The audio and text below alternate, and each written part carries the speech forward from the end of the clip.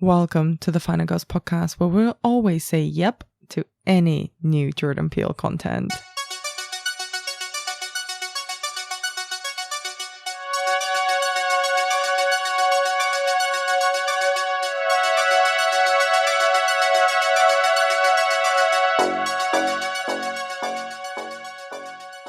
I'm Anna Bagutska, co-founder of the Final Girls Collective and your podcast host. With our teen horror season just wrapped up and one of the biggest genre releases hitting cinemas in the UK today, of course, we're back here covering Jordan Peele's newest film, Nope, which is out in cinemas in the US already and has finally come to the UK screens. Now, you might be surprised by the length of this episode. I was not expecting to record for 2.5 hours about Nope. However, without giving anything away, this film totally deserves the lengthy, chunky bonus episode, but in all honesty, could have recorded for longer even. Joining me in this bonus episode is writer and actor Sarah Barbara Brown, and we go into detail about Nope. The first 20 or so minutes of the episode are going to be spoiler free, and I cannot stress enough how much I would recommend people to go into Nope as blind as possible. So if you're still listening, literally stop it right now. Hit stop, return later. If you do remain unconvinced and need a little bit of context, we walk around on eggshells around what actually happens in the film in order to be able to talk about it without spoiling anything. And after about the 20-25 minute mark, there is a very clear spoiler separation. So you will have time to exit the episode if you don't want to be spoiled. But if you do watch Nope this weekend and come out with as many questions as Azora and I did, I hope you enjoy this episode. And do let us know what you think of the film. You can find us on Instagram and Twitter at The Final Girls UK, and you can find bonus episodes that we record, especially for our Patreons, over at patreon.com/The Final Girls. Consider supporting us there if you enjoy this episode and want to continue listening to our coverage of new releases, which usually will live exclusively on the Patreon. And we've got a mini-series on the New French Extremity going on the Patreon while we are on hiatus in between seasons on the main feed. And with all of that said, enjoy our extensive deep dive into Jordan Peele's Nope. So, welcome back, Sarah. How are you doing? Good. Thanks for having me back. It's been a while since we talked about a new film. Yes. And it's also been a while since we've had a Jordan Peele film to talk about. It has been. When did Us come out? Well, it's been 2 minutes, less than 1 minute into this recording, and you've already completely called me out. It was 2019. What's the date and time that Us came out? It was. Yeah, but it has been a while. I guess, well, I guess he's that kind of filmmaker anyway, where I guess you're not expecting a film all the time. It feels like he's probably a director that's going to take a couple of years between films. But yeah, it has been a long time since it's been a new film, which is exciting. We got to see it together as well, which is always nice. Get to experience it for the first time together. Yes, and also on a big ass screen, which I think really ginormous screen, yeah, which is perfect. Which we'll get to, I'm sure, in a little bit. But it's Jordan Peele's third feature, which it does seem crazy that it's only been 3 films, and his name is such a massive draw with this film and with anything he touches, really. So after the game changer that was Get Out and the very acclaimed Us, what is your own relationship with Peele's films? And were you excited for Nope? I was very excited. So what's happened with Jordan Peele is just somehow before even Nope, in his 2-film career, and I mean, you know, obviously he's done Key and Peele, obviously he's like been writing for a long time and stuff like that. But in his 2-film career as a writer-director, he's become someone I trust entirely to produce something that I'm probably going to like. Mm-hmm. Someone I trust as a filmmaker, even if there are things I don't think, it hasn't happened yet, but I feel like even if you made a film I didn't particularly like, there'd still be something for me in it. There'd still be something. I don't think it'd be a bad film. It might just not be for me. But I can't imagine him making a film that I'm just like, oh, that was bad. That was a bad film. And I don't know how he's done that in such a short space of time, but that is what he's done. So I was very excited, and I think it explains the hype in general around Nope. Everyone was so excited, as if we knew something about it, which we didn't. But, like, it's because it's him, and he's already proven to us that not only is he a really good filmmaker, but he's not a one-trick pony. He did Get Out, then Us was really different, and he's done something really different again. It just feels like you're in safe hands, I think, is something nice. You're going to see something exciting and fun and funny at points, probably scary, but whatever happens, it's going to be like safe hands. And I think that's what's nice. It's a really rare thing that in like 2 films, as you said, his name is big enough and recognizable enough and trustworthy enough to put kind of above the poster. It's like this is from the mind of Jordan Peele, and a film by Jordan Peele becomes a big event in and of itself. And also the fact that all of the marketing of it is very mysterious, and you're kind of, the way that it's selling us on it is just go to the cinema, just go see it. You'll feel things, you'll enjoy things, it will be an experience, whether you like it or not. We kind of promise that, but we promise that it will be a big thing, in the same way that Get Out felt like a big thing kind of out of nowhere because no one was expecting Jordan Peele to come up with something like that, and Us was like intensely, you know, you were waiting for the next thing that this guy was going to make. And I think with Nope, at least I had this feeling of, I want to see that whatever he does at any point in time, but this also, there was this promise of like, this is going to feel big. And I don't know about you, but I deliberately avoided as much as humanly possible about it. No videos, no interviews. I watched the trailer once and that's it. Yeah.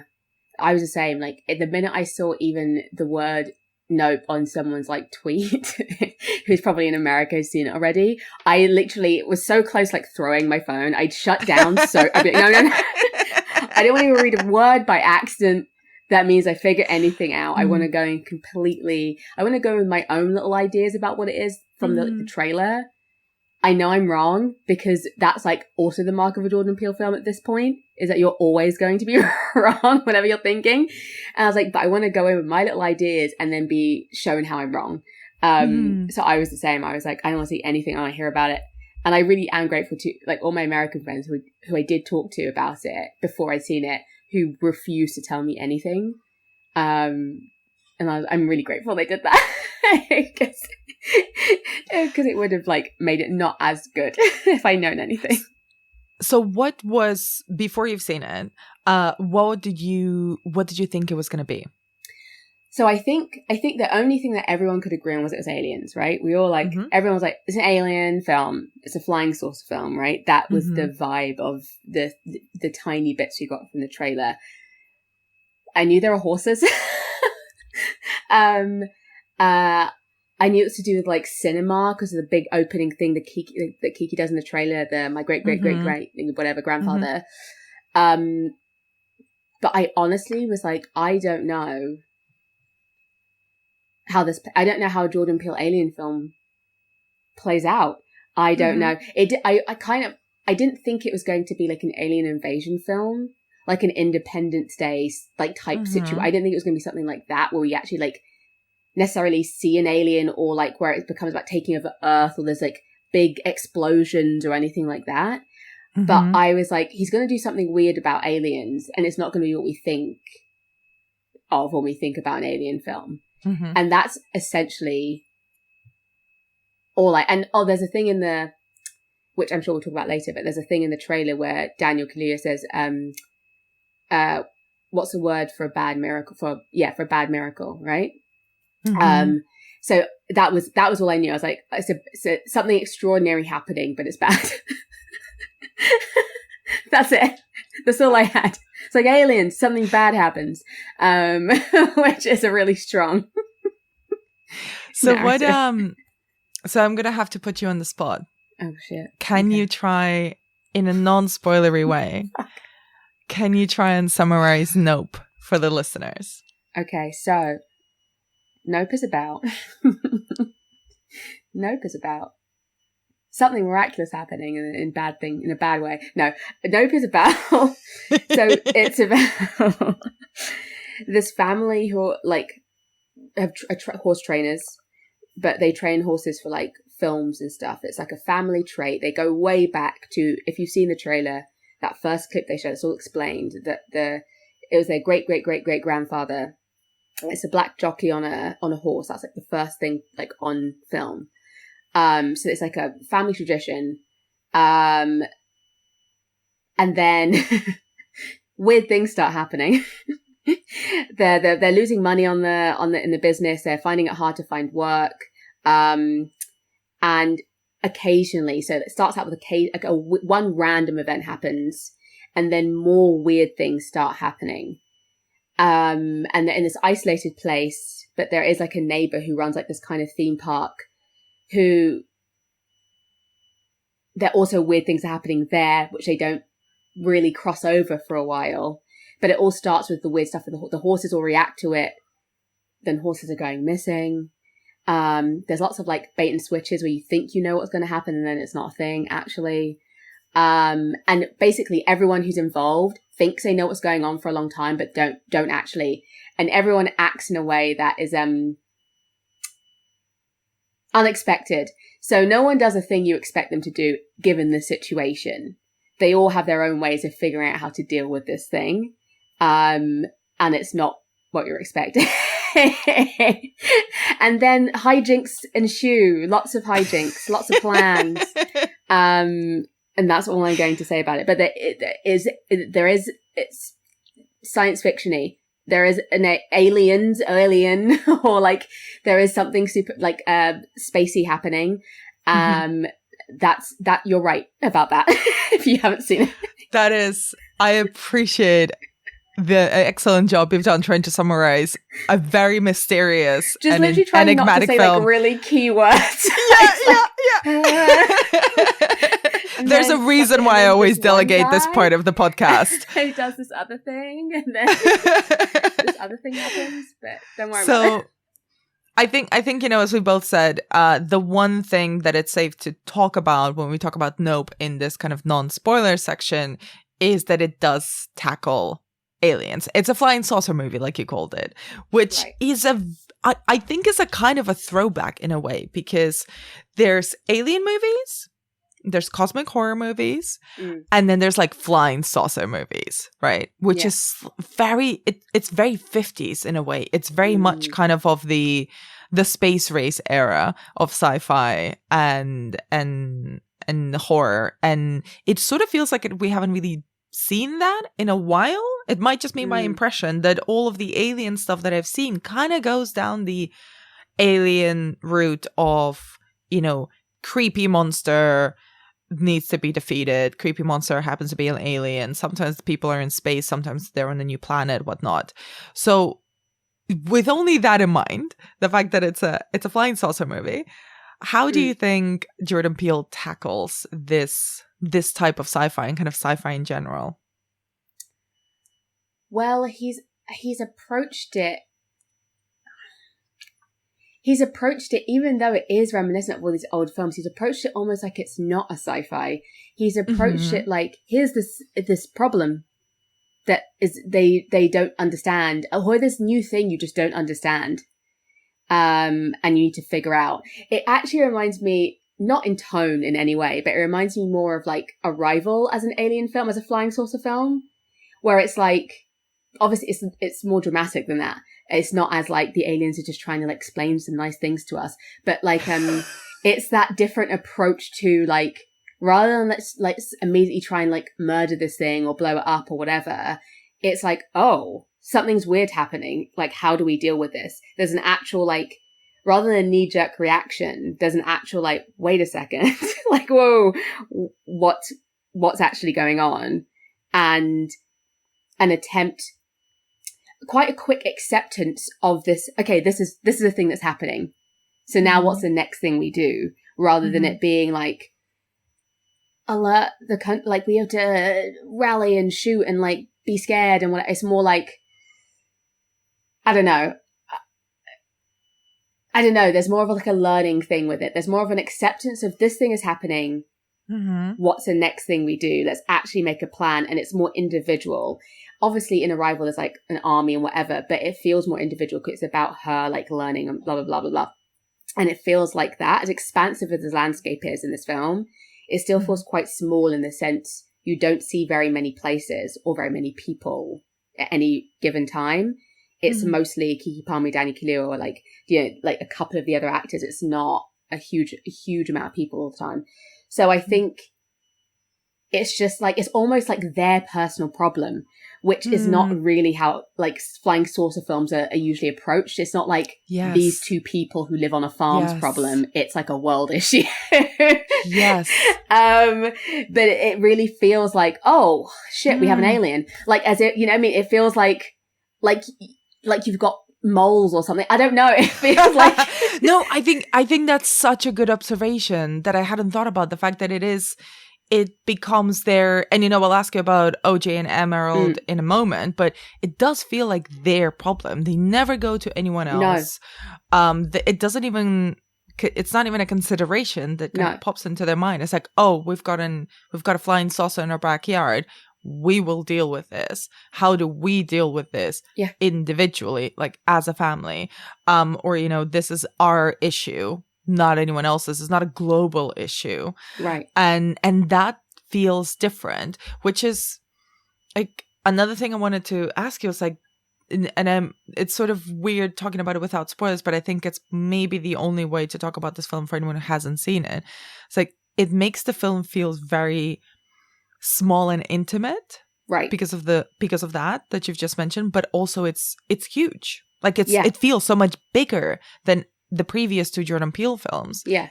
And it feels, and I wanted to ask if it feels like a blockbuster to you, because that's kind of how it's been pitched.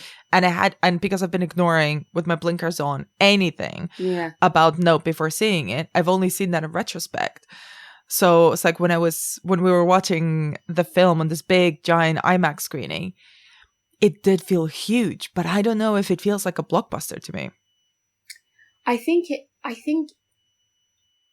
it does, because it does feel intimate. So I think that's one of the subversive things that Jordan Peele's done, is he somehow made a flying saucer movie feel intimate and close and personal, which is weird. But it's like that because there are so few people, but the actual space they occupy is enormous. And I think the sheer size of the flying saucer and the fact that it has the expanse of the sky to travel through, I think that's what needs to be big about it. It's the space that they occupy, and that this is the only way. The thing they actually end up doing could only really be done in this way because they have this space. The reason it feels like their personal problem is because they have like one neighbor, and I don't even know where the next town even is. Do you know what I mean? Or how close it is. You can't, like some of the bigger shots, you can't even really, you can see like Dupe's place, but you can't see like anywhere else. So I think it's more the landscape and the expanse.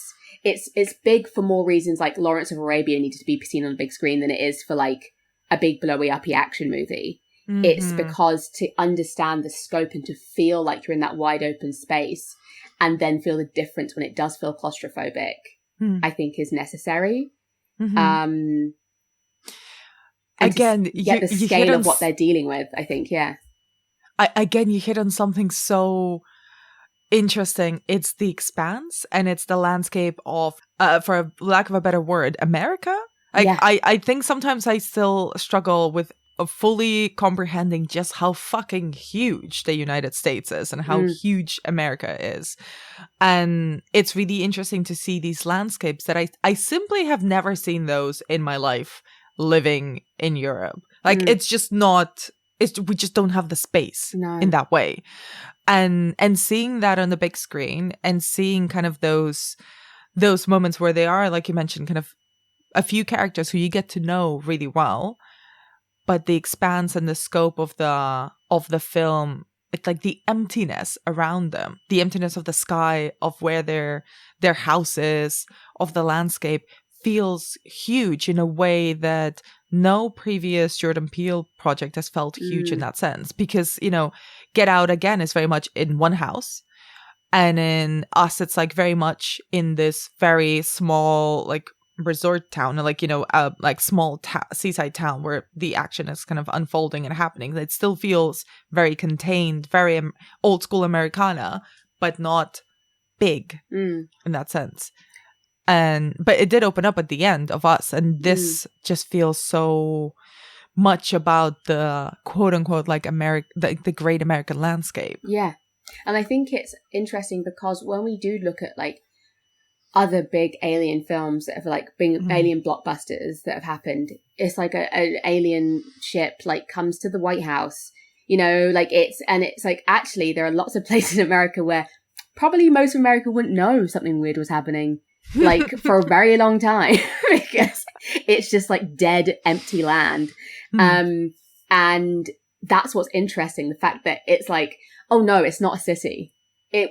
I've always thought that. I was like, now if I was an alien, I don't know if I'd go straight to the White House, like, or like straight to somewhere where all the weapons are. Like, I don't know. I think I pick somewhere like maybe slightly more subtle. And so that makes sense to me that this spaceship, like this flying saucer happens, is like, oh, I'm hanging out here, actually, when no one knows I'm here, which makes more sense. And yeah, I really like that about it, because I'm just like, yeah, I don't know, I can't think of another film where it's like, oh, it's just hanging out, like there's something weird hanging out above the Grand Canyon or something, where it's just like, there's no one. It's a very clever place to be if you're like trying to be stealthy. And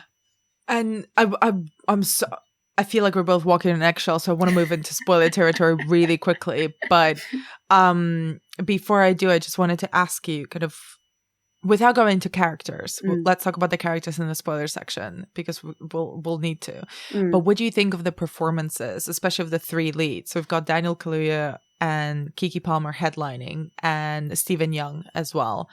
They're both, all three of them are kind of been equally represented on, you know, in the marketing materials and the posters and all of this. How do you think their performances work in Nope? They work really, really well. Especially Dani Kaluuya and Keke Palmer, because she's such like a energetic, like firecracker of a person, and he's so muted and so like subtle. He's just got this like way about him that he doesn't really need to say. He doesn't use words much if he doesn't have to, and whatever. And like, and Stephen Yeun is and after the film, I've thought about it even more. Like, again, I won't go into details, but his character is fascinating because he's actually such a weird guy, but he seems relatively one of the more normal people, but he's so weird, actually. And they all feel really fully realized. They feel like real human beings. It doesn't feel like anything's exaggerated. They all feel very grounded. Even like the characters like Angel and Antlers, the other guy, like even though they are kind of weird occasionally, it's like feels like a person though. Like feels like a person. You kind of understand why they're like this without much need for explanation. And they do work really well together, and especially in that kind of thrown together. I do like that no one ever like loses anything about themselves, even in those thrown together scenes, like when they unexpectedly find themselves together. They're all still very much themselves. And they're just trying to navigate that, and actually like finding where the crossovers are, and finding actually where they understand each other, and actually why that works, and actually why, even though it seems unlikely there'd be a connection there, why there is one. is really, I mean, it's so, especially characters with less scenes, like Antlers, like, I'm sorry, his name's so funny, but, he has like not very many scenes in it, but it's a fully realized character. Mm-hmm. And I think that's also what Jordan Peele does incredibly well. Someone cannot be in something for very long, and you're like, oh, I know this person. I know who this person is. Like, it doesn't feel like a cheat. Like, they snuck someone in to be like the weird guy or the funny guy. Wait, it feels like, oh, this is a fully realized person. We're just not seeing very much of them. And maybe that comes from like his sketch work, honestly, and making characters and making us know exactly who they are in a very short amount of time. Maybe that's where like it comes from, him writing that stuff, because he is incredibly good at it. We know who these people are immediately. And it's, I don't know, I think often like some filmmakers, when, or if they're writers as well, that is often where they trip up because they're trying to write a type, or they're trying to, and it's like, no, you have to write a person, like a full person, especially when it comes to women. And in this, especially, like, Keke Palmer gets to really shine. And he didn't write a woman. He wrote a person who happens to be this woman who happens to be played by Keke Palmer. And that's why it works, I think. He like trusts his actors to fully develop this person. He's like, you're this kind of person, expect him to get it. And I think that comes through. Yeah. I'm going to pick up on your thoughts on OJ&M and Jupe, which are Daniel Kaluuya, Keke Palmer's and Stephen Young's characters, and obviously Angel and Antlers, best name ever for a secondary character, in a minute. But before we move into spoilers, I just wanted to ask you, Jordan Peele is very, generally considered already a horror auteur, and, in just 3 films is basically just nailed it out of park in 3 out of 3, plus his co-writing and producing of Nia DaCosta's Candyman, plus his making the Twilight Zone remake. So there's already a big bag of work, not just as feature films. Do you think Nope is a horror film? And if you don't, do you think it would appeal to horror fans who might be on the fence about checking it out? I would hesitate to call it a horror film. I think it's a horror film. I think it has horror elements. But it's not a horror film. I would call it a sci-fi film. I don't know what else. There's so many things in there. There's like, I would call it mostly a sci-fi film, just an unexpected one. Okay. A very human sci-fi film that's funny and dramatic. Like almost a sci-fi action, but like, I think if you say action, everyone's expecting like explosions, but there is also action elements in it. There's Western weird, there's lots of things in it, but I would say mostly, I think you can't ignore the alien aspect. So I would say that classes it really as a sci-fi. If we have to put it into a box, that's what it is. I wouldn't say it's a horror. I say it has elements of a lot of other genres, probably mainly horror is the other one, but other things as well. But I would say, yeah, it's a sci-fi film, an unexpected sci-fi film. So we're going to move into spoilers now, okay. But just a quick one. Would you recommend people check it out? Oh, yeah, definitely. It's a lot of fun. I think that's one of the nice things about Jordan Peele's films is that you're going to have a good time. Like, no matter what's happening, you're going to have a really good time. It's pitched perfectly. Nothing's wasted. And you will leave talking about it. Like, that's one of the fun things. You get to dissect it because everyone's talking about it. You're never going to believe, like, well, that was very straightforward and simple to decipher. There's always going to be things like, oh my God, what about this bit? What about this bit? And that's part of the fun of it, is that you get to talk about so much about it afterwards. So yeah, I would absolutely say go see it on a massive screen. Yes. Like get popcorn, get a drink, like make an evening of it. It's lots of fun.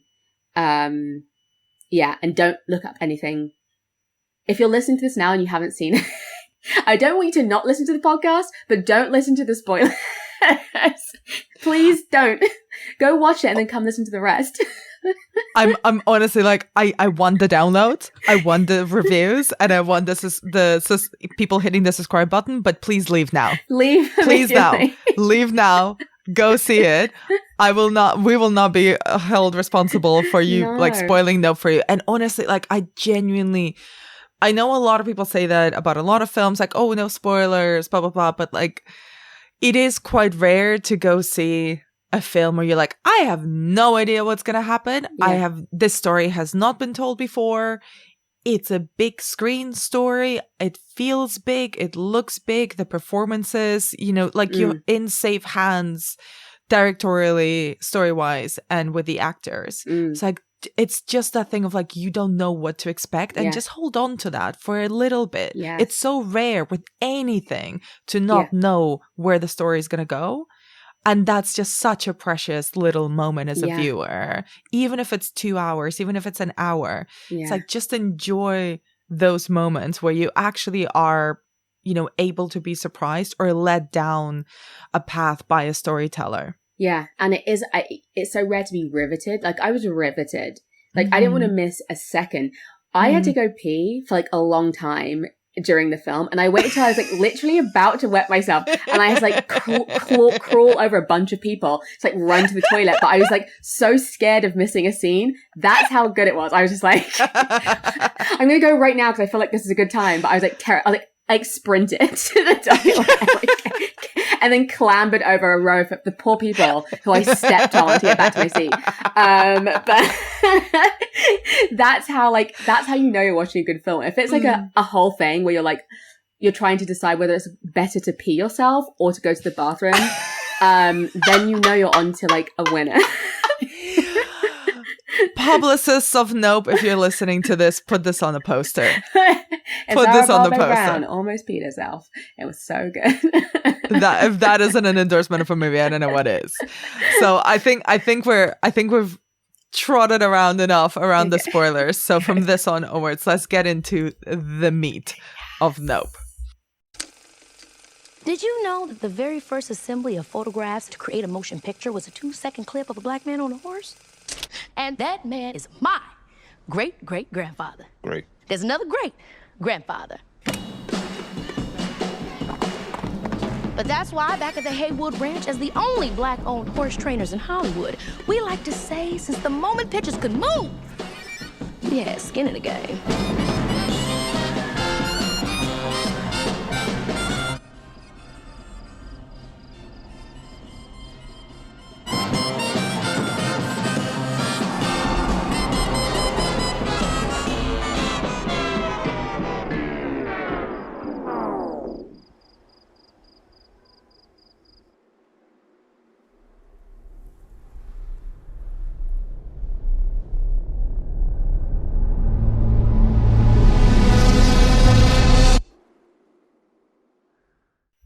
So I want to start with the characters. I didn't want to ask you beforehand because I feel like they're too rich and too interesting.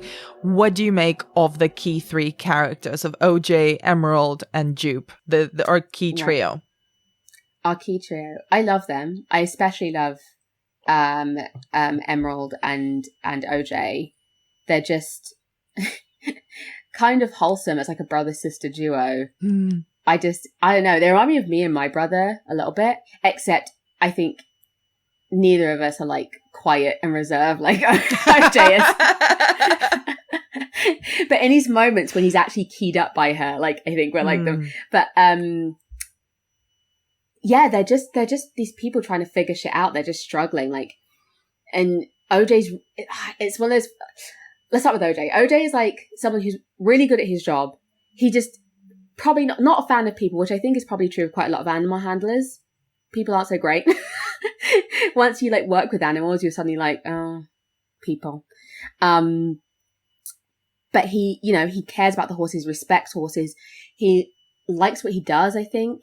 He respects what he does, but actually the environments he has to work in, I don't think he likes very much. Like these like Hollywoody type of environments where no one's taking anything very seriously or whatever. I like how reserved he is. He's also learned, there's these details. Daniel Kaluuya is so good at like just getting detail into a character. There's moments when he doesn't talk. So there's one bit where when Angel, who we'll talk about in a bit, comes to put the cameras in and he's trying to get him to move it up and he starts clicks at him. He's like, like up, like that's how he tells him to put it up. And like he's so used to being only around horses. He literally is non-verbal sometimes. And that is like, I love that detail, because I was just like, yeah, if you're around animals that much, you're like, you know, how you're trying to, you show rather than necessarily say what you want someone to do. Even when he's trying to get them to get into the van at one point, he's like, obviously he's looking down because of but he's like banging on the door. Yeah. And it's just like he's used to using like symbols like that, like ways like that to communicate. It's such a beautiful contrast as well with the first scene when we actually meet him, where he's you know, at this ad on the set of this ad, and Emerald is running late, and you can tell that he is bad at communicating with people. He is very good at his job. He's very good, essentially, kind of communicating and taming and kind of taking control of our animals, particularly horses. But put him in a room full of people, and he looks down. He can't. He's muttering his words. Like, he knows his stuff, but he's not able to sell it to people. He's not really able to read people in the same way as he reads animals. And it's such a beautiful, I think, you know, introduction of Keke Palmer's character too, because she runs in, she's late, she's like chaos, but she comes in with no prep, and she delivers this pitch perfect monologue explaining literally like word by word the same spiel that he was kind of muttering under his breath, and nobody was really listening to him, and he was nervous that the horse was going to kick someone. By the way, who the fuck in their right mind stands behind a horse? Like, exactly. Seriously. But like, she just does it pitch perfect because that's who she is. She will come in, she'll be unprepared but completely deliver it, like that hustler energy that she brings. And they're so, you know, completely different to one another. And I think you're right, it's so placed to both of the performers' strengths. Like Daniel Kaluuya says so much with just a flick of an eyebrow or just a glance of his eyes, and Keke Palmer is like this full-bodied like ball of energy who is just exuding so much confidence as M, but also at the same time will just disappear in a millisecond and run off and do something else, and you'll be like, well, that's it, that's her done. Yeah. Yeah, she's so effortlessly charming, which I think they communicate very well. She's bold and she's charming, and I think that's what's interesting. So you see at the beginning of the film, you see their father die in this like freak accident where like sharp metal objects are falling from the sky at like high velocity, and he gets like a nickel in his eye and it kills him. And we know he's talking to his dad at the beginning of the film, and it feels like that's who he probably talked to. They had a lot in common. His dad didn't seem like a shy person. His dad was probably the guy running the show, right? When they were running that business. Because when they go to that job, they ask for him, right? They're like, where's the other guy? Because he's obviously good at both ends of it. And so him and his sister, him and Emerald, OJ and Emerald, like this perfect amalgamation of his dad, his dad was in one person, but they're separate. And so neither one of them can do this thing by themselves, but both of them, it feels like at the beginning, are maybe trying to. But they're actually such a strong team when they're like together. But yeah, it works really well. It works incredibly well. And I love the idea of two people growing up in the same house and just reacting very differently to everything about it, and becoming a different person around it. Do you know what I mean? Like, and I think it's that he's done that sibling energy really well. They understand each other on a fundamental level. They get on a fundamental level, even though they're very different people. Like, they both want, like, when they come home from that job, and he's like, I've got work to do. And she's like, oh, I thought we could, like, have a drink or whatever. And he's like, oh, okay, yeah. And it's like, they know each other well. And she knows him well enough that actually she knows that's what he wants to do. He does want to slack off sometime and have a good time. And she's, like, the key to that. And he wants to take things more seriously. And he's a bit of the key to that. I mean, it's like a nice balance of people. And Stephen Yeun, who plays Jupe, is like, is that his full name? No, so his full name I had to look it up because I don't think it's shown in sort of on posters and stuff, kind of in his previous life. He's called Ricky Park, but he's called Jupe throughout the film, and that's how he calls himself. Right. So he is, I guess, their closest neighbor, runs a theme park based on, it's called Jupiter's Landing, right? Which is based on the show he was on as a kid. He played a little cowboy or something. Little adorable cowboy.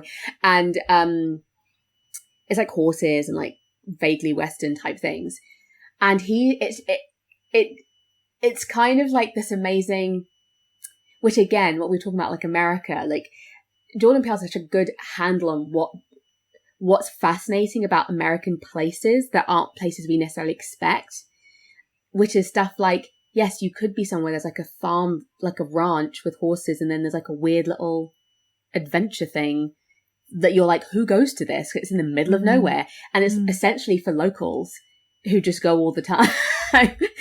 But there are lots of places like that in America where you're like, what is this? Like a weird little like unlicensed theme park that you're just like, oh, okay. And like having family over there, I've been to a lot of those weird little places where you're like, like in Florida where you're just like, what is this? Is this safe? Is this regulation? And probably no, but like, so he's closest to them, and they have a friendly relationship, as in they know of each other, but they clearly aren't friends. Their most crossover is like the OJ selling him horses, right? And selling him to his closest neighbor in the hopes of getting them back at some point. But they don't seem that interested in stuff he's doing. They know what the place is. They're aware of it. It's kind of this novelty thing. I guess they don't go very much, but when they do go, it's like, oh, yeah, this place. I want to talk about Jupe a bit more and the whole Gordy part of the film. But I wanted to stick on something you mentioned before. Kind of how do you think OJ and M change throughout the film? Like they're so clear when we meet them, and where they end up feels, for lack of a better word, kind of so much bigger and grander than kind of where they started off or how their characters are presented to us. Well, I think it's that thing of like they change each other. Like OJ needed to think bigger, and he needed Emerald for that, and she needs to be more grounded, and she needed OJ for that. So she ends up making more smarter and more like involved decisions where she actually stays and she actually like thinks about things, and she's like wants to be the person who helps and to figure this thing out, whatever. And he is willing to take risks in a way that I feel like maybe he wouldn't have been at the beginning. He's all about the ranch. He's all about, we're selling a horse to make some more money just so we can keep this for a bit longer, and then we need a job so we can do this for a bit longer. And that's his only kind of thought. And they both their goals change, I think.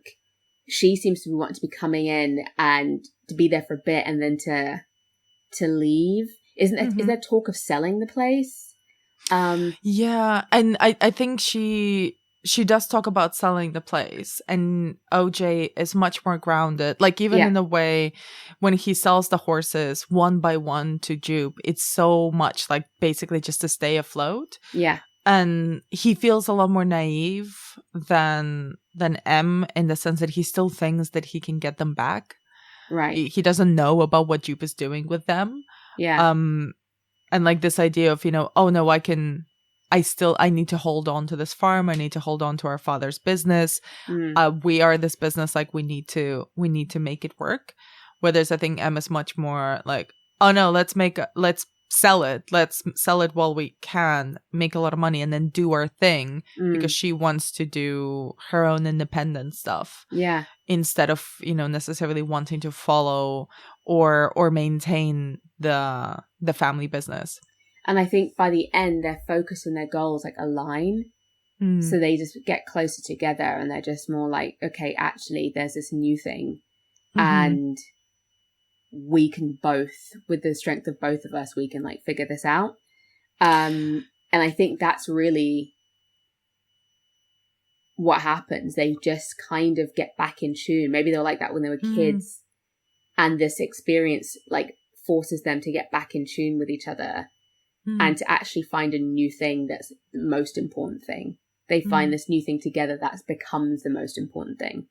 And they're willing to like almost die to do it. So they literally like find this common goal that they're both willing to put themselves at quite high risk to do together. And there's no option outside of that, it doesn't seem like, for them. So their like goal is essentially to, and we talked about it a little bit when we left the screening, kind of their goal is to take a picture of the alien. By the way, I found online after seeing and reading online about the film that the people of the internet are calling the alien Jean Jacket. Oh, he names it Jean Jacket. Oh, wait, does it happen in the film? Did I miss it? I totally missed it. He's like, he calls it Jean Jacket. And so it's like a whole thing between like the horse, like Keke Palmer didn't get to train.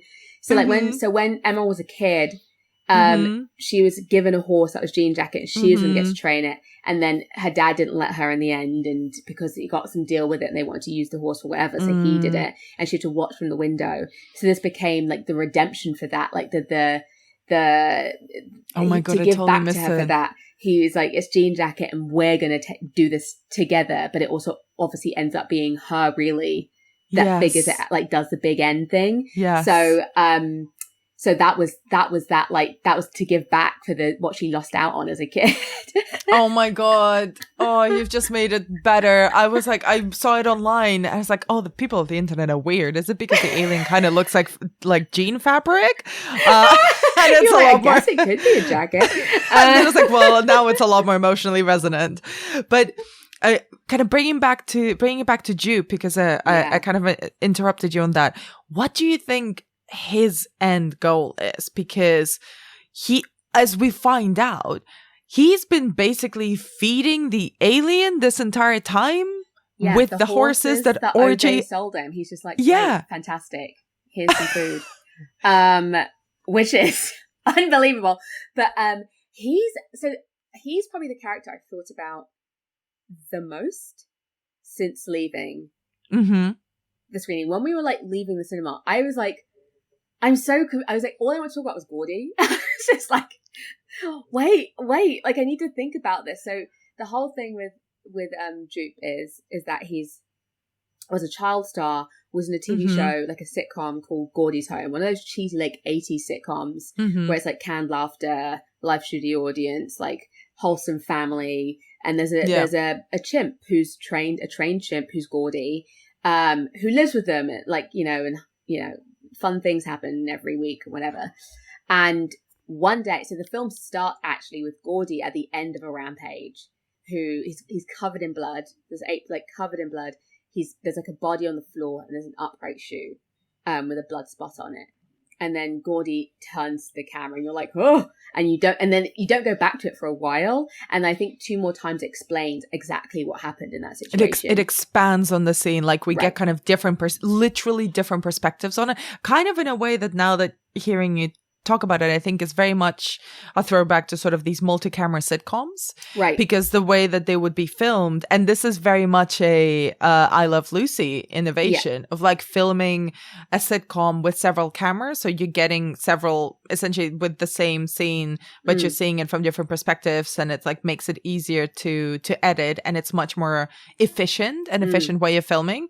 But here we're kind of seeing that, but in Jupe's memory, because we see Gordy's attack explained by him to Keke Palmer's character, but also then from his perspective and from other perspectives. And we kind of, every single time we go back to that incident, it gives us more information. It expands the frame a little bit more. So we see what was happening from multiple points of view. And it remains very mysterious. Like we're never fully explained why that attack happened, why Jupe keeps remembering it, why he's now profiting from it, and whether his like feeding Jean Jacket has anything to do with Gordy's attack too. Well, so this is the thing I probably read the most about, because I was like, I need to know. And so what happens is, so when we finally get the full kind of story of what happened, or the full from the beginning, the balloons pop. So there's like these it's Gordy's birthday. There's a box of helium balloons that get opened. They go up to, and obviously hot studio lights, the helium balloons pop, and it like basically sets off this chimp. It spooks him, and we've seen, like, at the beginning we see the horse get spooked and kick the makeup lady's bag, and this is like and basically the common. So wait, let me go in order. So the horse gets spooked. Yes. We see that at the beginning. So we hear the balloons pop, and that's what sets Gordy off, and he starts attacking people, which is a thing that, chimps want to do. They might do that at any given moment. They're very strong and actually very vicious if they need to be. And we find out that Jupe watched it all from like hiding under the table. And he's attacked a lot of people. We're assuming there's probably more than one person who's been attacked, but we see him attacking specifically one girl who he's like still hammering on her like head, I think, and like clawing her face and whatever. And then he like seems to calm, even checks if she's awake or alive. Like he like Gordy like moves her foot to see if she's like, and there's one shoe that's like happened to have fallen on its end and is standing upright. And that's what Jupe is looking at until he like focuses on Gordy, and then Gordy comes over and you don't know what's going to happen. And in the show, they have this like little fist button thing that the chimp's been trained to do. And Gordy reaches under the table to do that. And just as they're about to fist bump, Gordy gets shot, right? So finally, animal control of her has turned up. And you'd think that would mean that Jupe as an adult is this incredibly like traumatized person, or just is this incredibly like maybe has a dark, but he's the opposite. He's a lighter than air seeming. And he has this whole room in the back of his office that's memorabilia from the show. And actually when Keke Palmer asked him about it, the show, when Emerald's like, oh yeah, what happened with that? He doesn't even explain it as the incident. He explains it via an SNL skit that was done about it. So it's like this bit of, and he's like, oh, it was so funny. So he doesn't even go, this is what happened. It was really scary. He's like, oh, there was a thing on SNL. It was amazing. It was so funny. This is the cast that played this. And oh my God, you should check that out. That's like the best. And then everyone's just a bit like, okay. This person clearly is not. And the whole time he has this kind of like vacant, serene look on his face. Like he is not fully connecting with the actual trauma of that at all. And I think what the thing is, rather than it being really connected. So, because I was like, how does this connect to what Jean Jacket is? We find out, like, you know, or anything. But I think it's a loose connection about like dealing with thinking you've tamed something wild. I think is what is actually the or being disrespectful to something that is wild and can hurt you because you assume you're in control. We see it in its mild form at the beginning when the horse gets spooked. It's like you're never really safe because there's a wild animal in the studio. With Gordy, it's like he might be trained, but he's a wild animal. And with Jean Jacket, with the big alien, like he also thinks, I think there's also a thing of like thinking he's special. He survived it. He's been a child star. His whole life he's been special. He's trying to continue being special. That's why he's built this whole like Jupe's Landing thing. It's about him still. He's still clinging on to that, being the special boy. And he survived this attack, you know, that he didn't even get hurt in a thing where like no one else got away unscathed on the set. And he thinks he's done it again. He thinks he's fine. He thinks he's in control of it because he was spared once. And what you actually do with tragedy is that you make money out of it. Like the little room he has at the back of his office, he charges people to come see it usually. What he's knows is that you can capitalize on this terrible thing that happened. You can live off that forever. And he's seen this new like spectacular thing, this like, alien or like in the sky. And he's like, how do I capitalize on this? How do I, and you know, he'd be forgiven for thinking he's kind of invincible. He survived this thing that's like, he gets to watch it from the periphery, kind of seemingly unscathed, you know, emotionally, he probably is very scathed. But like, so I think that's what the common thread is of this disrespect and this idea that everything's all good when actually you have something very, the minute you're not respectful, the minute like you're not thinking, like for example, like with Gordy, it wasn't that anyone was like directly reckless. I think it's always a bad idea. There is a reason we don't really use, I mean, there was a time when chimps were on TV all the time, it feels like, and now not so much because like, yeah, they're really unpredictable. There's a whole like late 80s, 90s trend, I think, of just using animal human pairings as a whole genre of itself. Like, oh, it's a dog policeman.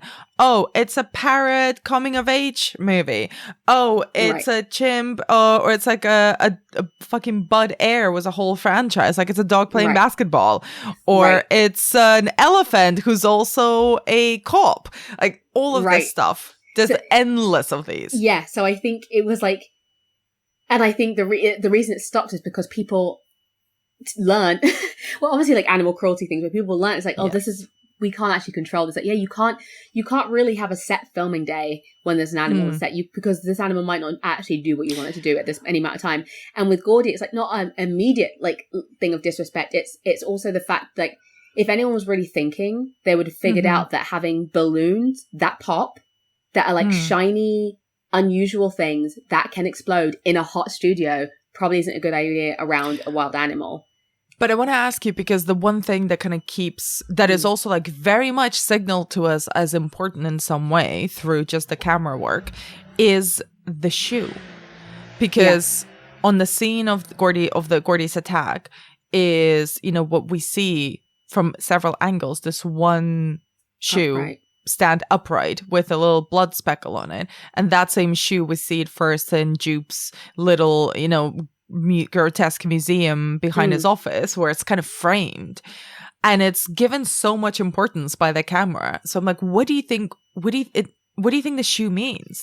At first, when I first saw it, I was like, maybe that's the connection to like this alien that's stuff, what I thought as well. But actually, I think it just ties into the bad miracle narrative. It's something unsettling and impossible feeling that ties in with this also horrible attack. It's a result of this horrible attack. In the midst of this horrible attack, this unbelievable thing that if it happened like at a party, you'd be like, oh, like it would just be like this weird, random 1 in a million thing that happened. And it ties into that bad miracle thing. It had to be special. I think that's what ties into Jupe's personality. It had to be special because there was also this weird thing that he noticed, this weird shoe that stood upright. Something other must have been happening, right? And I think that ties into who he is as a person and what he really builds him. Like, we don't see, apart from Jupe being a kid and him being an adult, we don't see any other part of Jupe's life, really. So it's like, but I think that's probably what's fostered a lot of who he is as a person, because the fact is, yes, he does run his own theme park. Yes, he is a success in like a certain way, but also it's a theme park in the middle of fucking nowhere. And he doesn't run Disneyland. I mean, he's not, people don't seem to be traveling from miles around to come meet the real like Jupiter. Like, I mean, it's not a thing that's happening. But he's like clung onto these things because they're what make him special, and him being special is what means he can now, this will be his next big thing. If he can make this work, this thing with Jean Jacket, then maybe he can become an upper echelon again. Maybe he'll continue to be the next special thing about him. So I wanna pick you up on this and kind of talk a little bit about, because I think that's a very good entry point into one of the key themes of the film, and it's something that I've kind of watched Jordan Peele talk about in the interviews that he's done, and he doesn't usually do that many interviews. No. But he kept mentioning kind of these two words, exploitation and spectacle, as kind of the key thing that made him come up with Nope. That were the key things that he wanted to explore. There's many themes. I want to ask you kind of what you think they are. But I want to start with this because it ties in so perfectly. Like, Jupe is exploiting himself, the bad miracle that happened to him once, and the other bad miracle that he stumbles upon in the form of Jean Jacket. And he creates a show out of it. He sells tickets to it. He sells himself as this almost like preacher-like person who has a special connection to Jean Jacket, who can control it in some way. Obviously, this is all for show.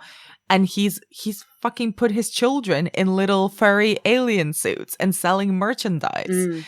And like that complete dedication to putting on a show out of anything that comes around that is, you know, supernatural, unnatural, otherworldly. You're like, oh, instead of, you know, sharing this, documenting this, calling the scientist or whatever to figure out what the fuck this is, no, I'm going to sell tickets to it. I'm going to make a show out of something that signals a complete, you know, reframing of our understanding of the universe.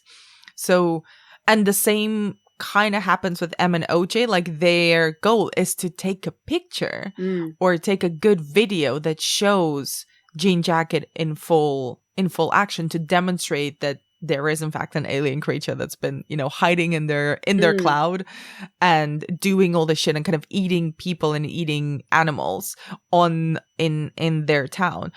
what do you think kind of about how all these three characters and Antlers to a degree as well fit into this exploration of exploitation and spectacle? Well, I think it's like, that's what's fascinating about this film, is that they're like, oh, there's a alien craft of some sort hiding in a cloud, like near our house. And no one is like, we should call somebody. They're like, right. How do we get this on camera? How do we monetize this in some way?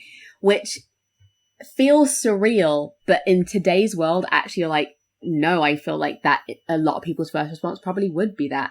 And that's why, like, everyone's trying to claim ownership of something that you can't really own, right? And it's the same with, like, and again, like, it's the through thought of, like, wild animals. You can't really own that animal because that animal's stronger than you. If it wants to go, it's gonna go.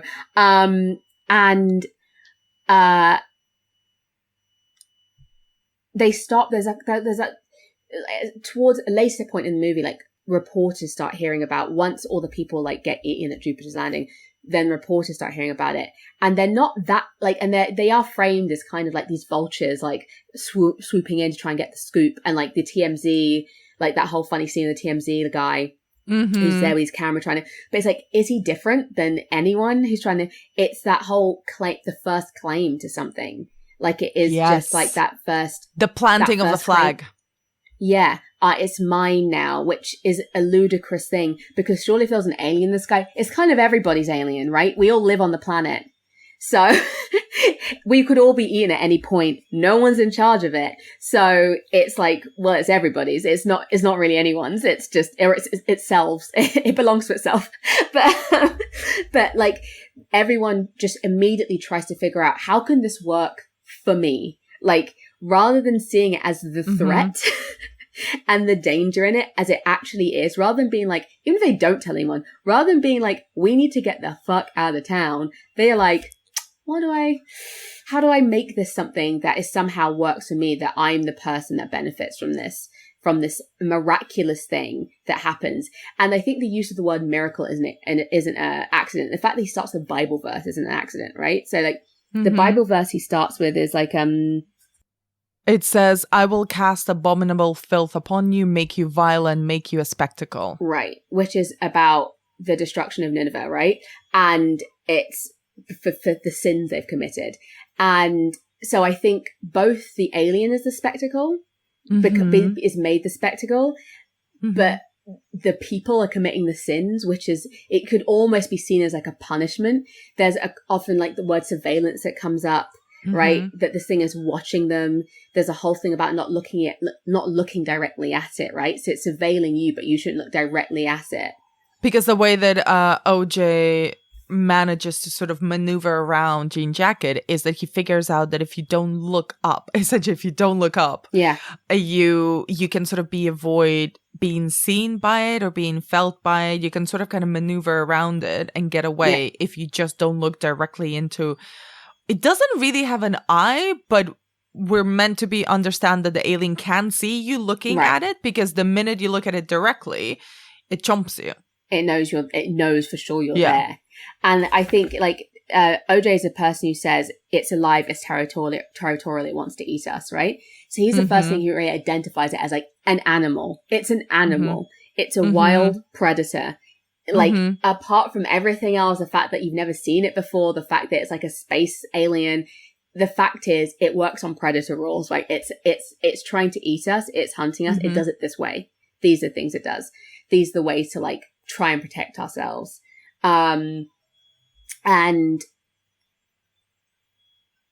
it's hard to, in films like this, because there is something exploitative about being like, we're going to try and get a picture of it and become rich off it. But it's like not a direct exploitation, because it's not like they're going to, like, I don't know, bring it onto talk shows. I don't know.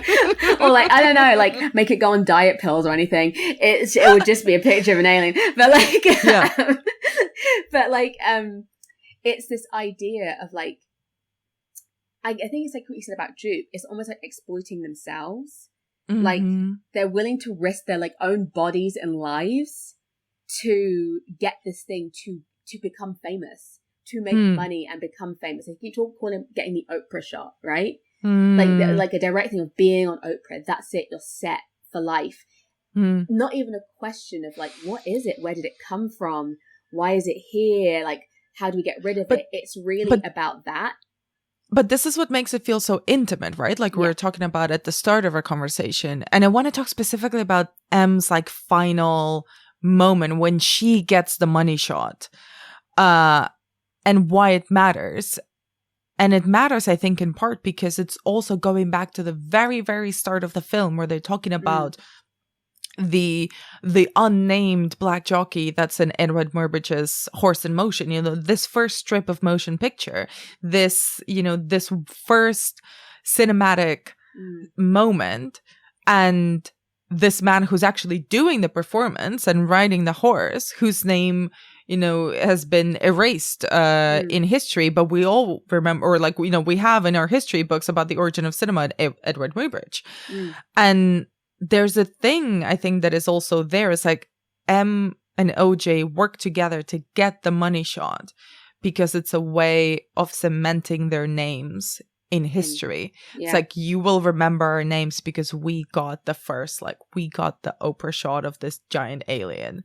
It's a way of their planting the flag in history because no one will deny that they were the ones who took that picture. It's theirs. They accomplished this essentially achievable goal of, we can't defeat it, we can't tame it, we don't know what it is, we don't know what it wants, but we can prove that it's been here. Yeah. And I think it's also, I think they had to, so I think there's a feeling of like, there's no easy way to get to, so I think, what do I think? So the way Jupe was doing it felt like an easy way. I'm going to keep feeding it horses and then get people to look at it and charge like money that way. Whereas like we want a picture, want a clear picture. They have they set the cameras and they're praying mantises on it when it first arrives and all this stuff. And they have to almost die. And like literally the picture she gets takes not only like she has to get to the winking well to like wind the thing. It takes physical effort. And much like the first film of the horse rider, which is like several individual photographs stitched together, it's these several shots she has to very slowly crank out. There's work involved. They've earned it. She's earned that shot at that point. There's no easy in. And I've been seeing everyone talking about this kind of segue, but like there's the number 613 comes up a lot in the film. Okay. So Gordy went ballistic for like 6 minutes and 13 seconds. There's something that as a price at 613 at the register. Someone wakes up at 613 in the film, and it's apparently an angel number, which is to do with the starting of like about bravery and success, and about how you have to be brave to gain success, and how all your failures are ways you've learned how to do it right. So like failing is your learning opportunity. And I was like, well, that's the whole thing. They keep failing and they keep learning, and they have to risk it all to get this thing they so desperately want. They have to take this massive, massive risk, because there is a point in the film where you just feel like, fuck, this thing's won. Like one of them is going to get eaten. That's the only way. And then one of them's going to get away. And they go, no, actually, we're going to try one more time. And it's her, and it takes like risk and physical effort and bravery, and like, so I think there's also a thing about like earning the thing. It can't be, you can't ride in and you're like TMZ motorcycle with your million cameras, your shiny helmet, and just get a quick snap and then go back to the office. You need to be there, you need to be in it, you need to work hard, you need to have plans that fail before you actually deserve to. In the same way, I guess, like if you look at, I don't know, like the difference between like someone who's a wildlife documenter, like who spends weeks in a jungle on their belly in the dirt, or in the freezing cold or whatever, to someone who gets a lucky shot of something miraculous and gets loads of accolades, but there's some guy you've never heard of who's actually like there with a long lens camera for ages and like getting bitten by all sorts of things. It's like that different thing of like, well, there's a difference between like trying to get a picture of something or like trying to capture something and working hard for it, and actually being willing, if you want that shot, if you're willing to really actually do the work for it, and just trying to swoop in and make a quick buck. And I think it's kind of something against that, about making a quick, easy. It's like, well, no, nothing's easy. Why should it be easy? There's something about kind of earning it, right? And I want to use this opportunity to talk about Antlers, because well, first of all, the ending of Antlers, and the way that he goes out, he gets eaten by Jean Jacket. He throws himself into its mouth. But his last words were this thing of like, you don't deserve the perfect shot. And he essentially lets himself be eaten by Jean Jacket and takes the perfect shot with his kind of non-electrical camera that he's designed, because he feels like he's the only one who has earned the right to have and see and capture the perfect shot, even if it gets destroyed with him along the way. So I wanted to kind of like, what do you think about him and this like final, proclamation? Because in the film, like, that really took me aback in the film. I did not, that little collaboration was like, oh, great, we're getting a little team of misfits together. You've got this, grumpy cinematographer with a gravelly voice and a ridiculous name, who has created a camera that is the only camera who's able to take a clear shot of Jean Jacket. And then he decides on a whim almost that nobody deserves the shot except him.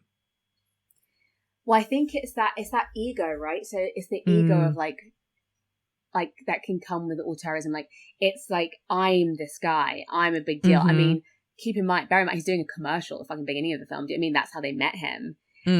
But he has this high idea of himself and what he's achieving, regardless of the fact these people are the ones who've called him to come and find this thing, who have figured out where it is, who have figured out what it's doing, kind of, right? That's them. And I think I saw one analysis that was like, oh, it's like all the crew, right? So it's the animal handlers and the tech guy who survived. And like, it's the director who's like, it's me, it's all me doing this, who ends up like flying too close to the sun, like Icarus is himself. And it's that thing of like deserving, like, what did he do to deserve it? Because he's been a filmmaker all this time, does he deserve it more? He dismissed Kiki when she called him initially, do you know what I mean? Like, he doesn't take her seriously at all.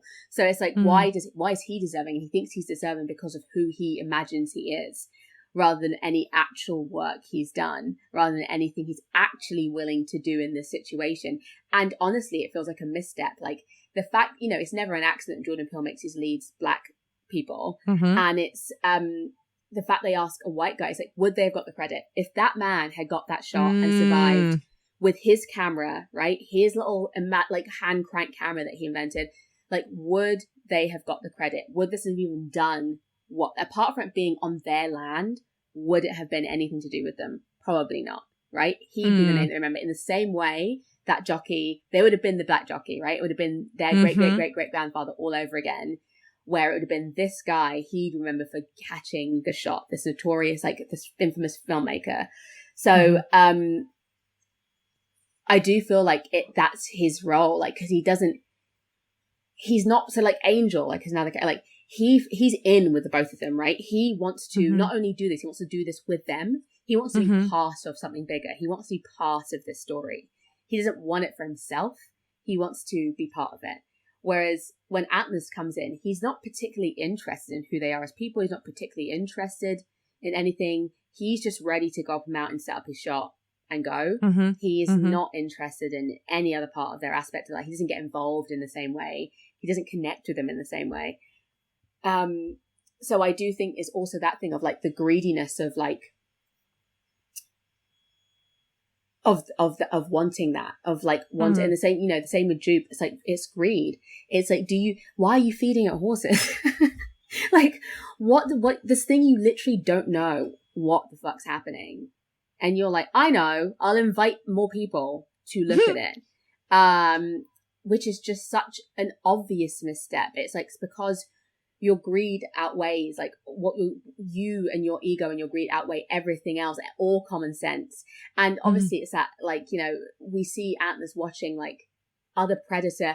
And actually, I want to what I said earlier about being a sci-fi movie is actually also kind of a monster movie. It's kind of more in line with like King Kong or Jurassic Park, or like one of those things you try and capture a thing to put it on show and it all goes horribly wrong. It's that kind of film. You're so right. And I was going to get to this, and I think now is a good time. I want to talk about Jean Jacket itself. Right. I want to talk about the big monster in this, the big alien, the big monster in Nope. Just Jean Jacket, this like sort of fabric-y style alien that hides in a cloud and likes to eat humans and likes to eat horses. Like, what do you make of the design and the modus operandi of this alien? I can honestly say I've never seen anything like it. Same. Which is very clever to make something flying saucer shaped, so we go, oh, alien craft, but actually it's just one big alien. Is like so smart, because like I've never seen this alien as just like an animal as a singular, who's not trying to take over, who's not figuring out what resources you have, who's there to like literally eat. It's like a country town buffet for this alien. He's just a big mouth, like flying around. He's just like a big mouth hoovering up horses. And I'm like, who knows? It's a giant flying saucer that burps as well, because all the like the debris that falls off, which also I think ties into the original, the Bible quote about "I'll cover you in filth." It's like, that's what makes you think they're being punished for like how they're reacting to this. But it's essentially just a big space mouth, and it's like it has feelings, doesn't like certain things. Doesn't like things don't that are non-organic. Don't look it in the eyes. Don't look it in the eyes. Doesn't like metal, things that aren't like flesh, essentially. Massive carnivore. But like, it's not that different from like in the new Jurassic film, like the new Jurassic World films, from like a T-Rex wandering around. It actually is something that's foreign, entirely alien to us. Yes, it's been here before. For all we know, Jean Jacket has been here before, or been here this whole time. Because we actually don't know, like, there's lots of spanses of time that are like millions and millions of years before we existed, where a lot of things could have been happening. And it's obviously like, and I love the idea that it hasn't come to negotiate, hasn't come to learn about our planet, but it's on our planet, and maybe it's figured out if I hang out in these like really expansive areas, I can suck up essentially a whole town, and it'll be a while before anyone notices. Right? Well, this is why I wanted to ask you, like, do you think Jean Jacket has a consciousness? Like, do you think Jean Jacket is doing things on purpose as opposed to just following a very simple, like, I want to eat instinct? Yeah, because then I think he'd be more roaming. If that's what it was, why would it stick there? It's figured out how to look like a cloud, because it's figured out like that's no one's gonna see me if I'm a cloud. Hasn't figured out that he should probably move around a bit as a cloud. He's like, I'm just gonna stay in. It's such a Winnie the Pooh move. It's such a Winnie the Pooh move. Like, I'm gonna pay myself like in suit, and I'm a black cloud. I'm a black cloud. No one can see me. I'm not gonna move. And it'll be fine. I'm a cloud. Yeah. All the other clouds are moving, but I think I'm fine. I have this long trail of flags hanging from me, but I don't think anyone's noticed. So it's just kind of like, it feels like it's going, okay, what's my situation here? This is my situation. Mm-hmm. But like someone was saying how it's kind of using the landscape as kind of, so the horse that gets eaten, the first horse that gets eaten that runs from the Haywoods like ranch, runs towards Jupiter Land, right? So it's Ghost that runs towards Jupiter's thingy. Does he get eaten? I don't know, but he runs that way. So someone pointed out that like, it's like different areas. Like it dumps out all of its stuff. So it dumps how the dad dies is because it dumps out all the keys and change right over there. So that's how he gets a nickel in the eye. So apparently that's where he dumps things, right? So that's like his bathroom. Oh my god! Then like. And Jupiter's claim is his like a cafeteria. Yeah, Jupiter's claim is like little like kitchen, where the kitchen is, and then above the little mountain in his cloud, he's like, I'm just in my room right now, just chilling. That's like where he hangs out, and he goes back to these same spots all the time, and he only comes back to the ranch really because he eats everyone in Jupiter's Landing, but also they're actively like fucking with him. So he's like, okay, you know what? Actually, I'm gonna spend some time around here. But actually, it's an area he's staying in for weeks. And what do you think about, like, okay, so two things. What do you think about the design of Jean Jacket, which is so, like, I mean, like, I thought it was, like, very fabric-y, which I thought was super interesting. And then at the same time, we get a little peek at the inside at how it literally digests the things and people that it eats. So it's very fleshy and, like, very tight on the inside, which doesn't really correspond with how it's presented on the outside. But then how does that work with the final confrontation with M and OJ? Like, because they concoct all this plan to get the Oprah shot of it. But then it is weird. I've never seen a flying saucer be given so much personality and also be the thing that tries to get at our protagonist. It is not an alien coming out of the flying saucer. It is the flying saucer itself that sort of shifts the way it's presented and, like, opens up and has this peacocking moment where it, you know, flaps out its giant fabric-y Jean-like mouth and sort of tries to yell at OJ. I think it's OJ, not M. And, like, what do you think of this literal, like, flying saucer v human confrontations that we get and the way that it's designed? I really like it because I think what it felt like to me is that Jordan Peele's gone, the sky is like the sea. It will be kind of like a sea organism. Like, fuck, it would make, to travel the way it's traveling, it would make sense that it was more like a sea creature. That looks like something that lives under the sea, right? Yes. And when it's in its basic little mode, it's unassuming. And then when it unfolds, it's in attack mode. It's being threatened. So suddenly we get, like, the colors, like, you know, like you see octopuses do, like you see, like, lots of sea creatures do. That's what that behavior you're so right. Me. Yeah, that's all that reminded me. I was like, oh, this is what sea animals, like, they just, all their little things come out when they're under attack. Oh, that's so brilliant. So, like, that's what it feels like, and it feels like it makes sense for how it moves around, what it's trying to do. It's like, well, yeah, like, if you look at the sky as a sea and, like, them as the ocean floor, like, that's how something that was eating off the ocean floor would probably eat things. It actually is how that's, like, there's animals that do that. So, like, that's what I mean. It's literally just an animal who's gone, I've been somewhere else for a little while, and I'm decided to make my little home here, and this is what I'm doing. And everyone's fucking with it. He's just like, just trying to eat, guys. Do you know what I mean? And so it is just that thing of, like, it just feels like this is his little area for now. This is where the food is for now. It's like, imagine if you're trying to have a snack and your, like, biscuit tries to fuck with you. Right. Imagine, like, this is the alien's point of view. Like a bit of shrapnel in your biscuit, and you're like, well, that's rude and annoying. So, like, it just feels like if he managed to eat the Haywoods, like, he would have just moved on. Like, Jean Jacket would have found another little remote area for him. He could hide and be a cloud, and he would have eaten some more people.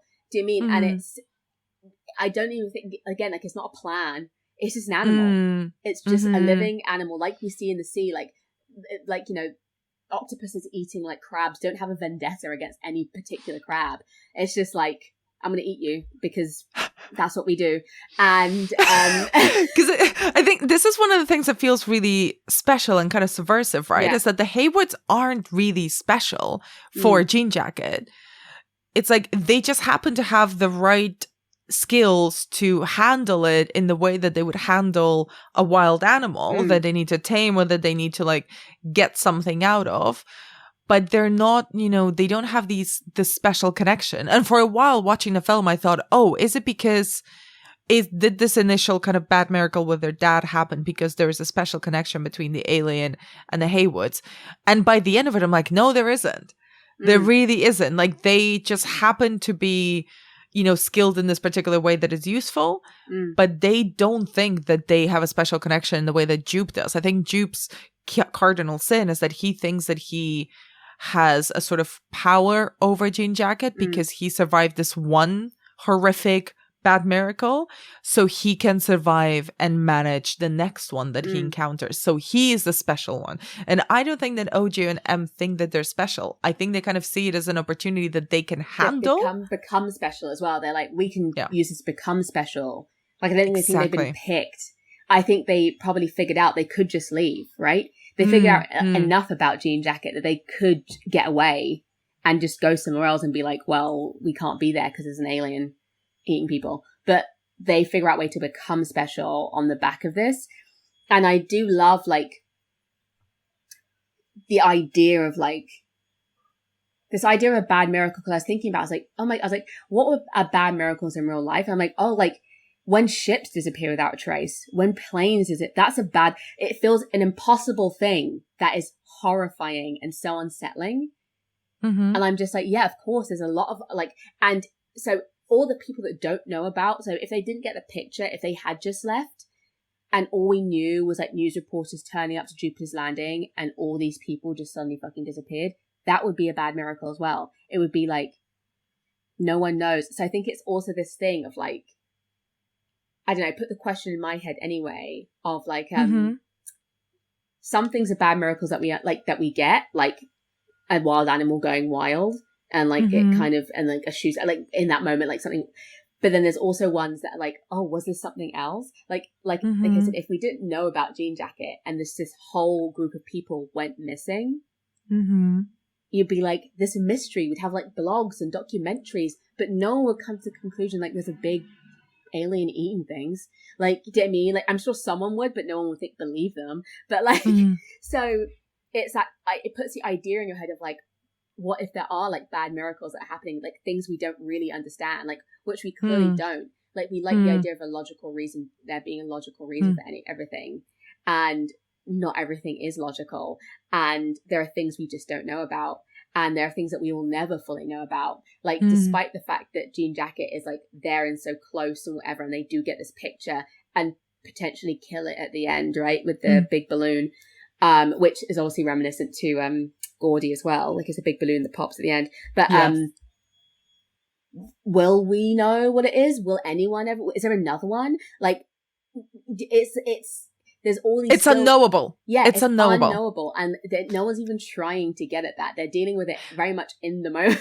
And I think this is such a marker of Jordan Peele cinema. Like, if we can, I mean, I have a lot of issues with the word auteur and with the auteur theory in general. I think it's become, like, commercial shorthand for a filmmaker with a name that becomes marketable and with certain identifiable stylistic choices, but, like, nobody, like, actually, like, they start bandying that around, like, 1 film, 2 films, and I'm like, fuck that. No, about 3 films in is when I think we can start, like, or, like, several projects in, we can start thinking about what's in common with these things.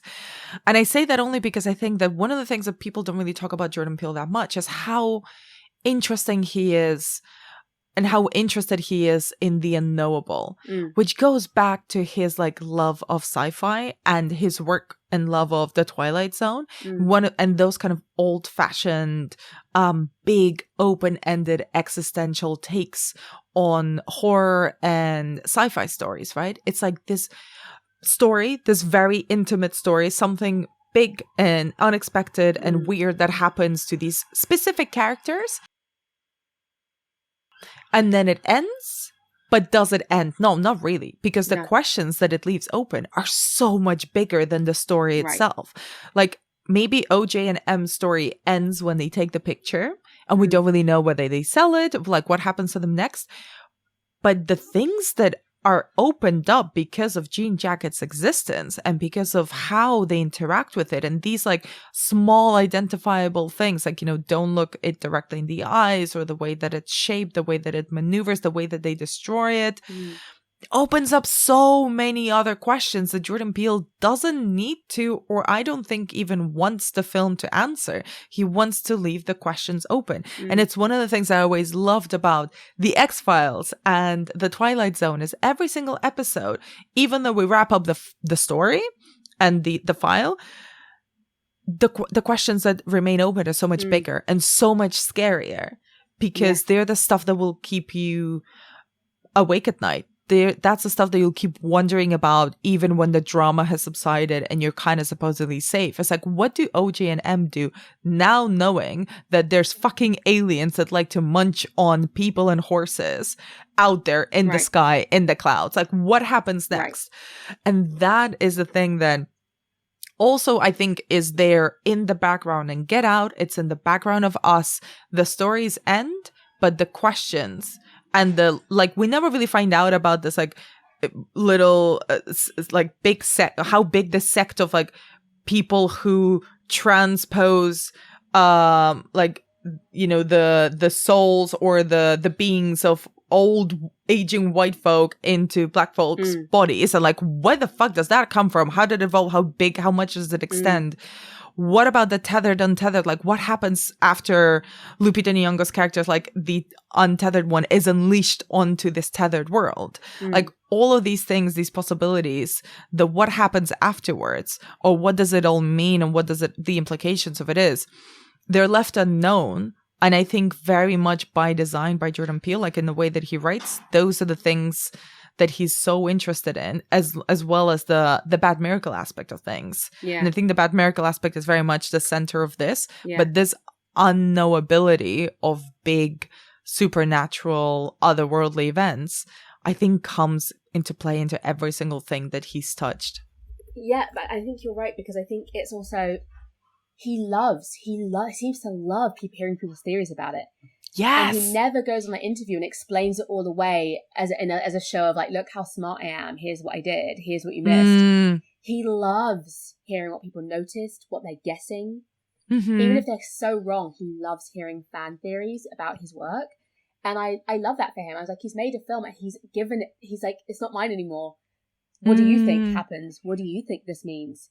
That it means that you're always finding new things in his films because he hasn't explained it all the way. There are tiny little bits that you haven't noticed.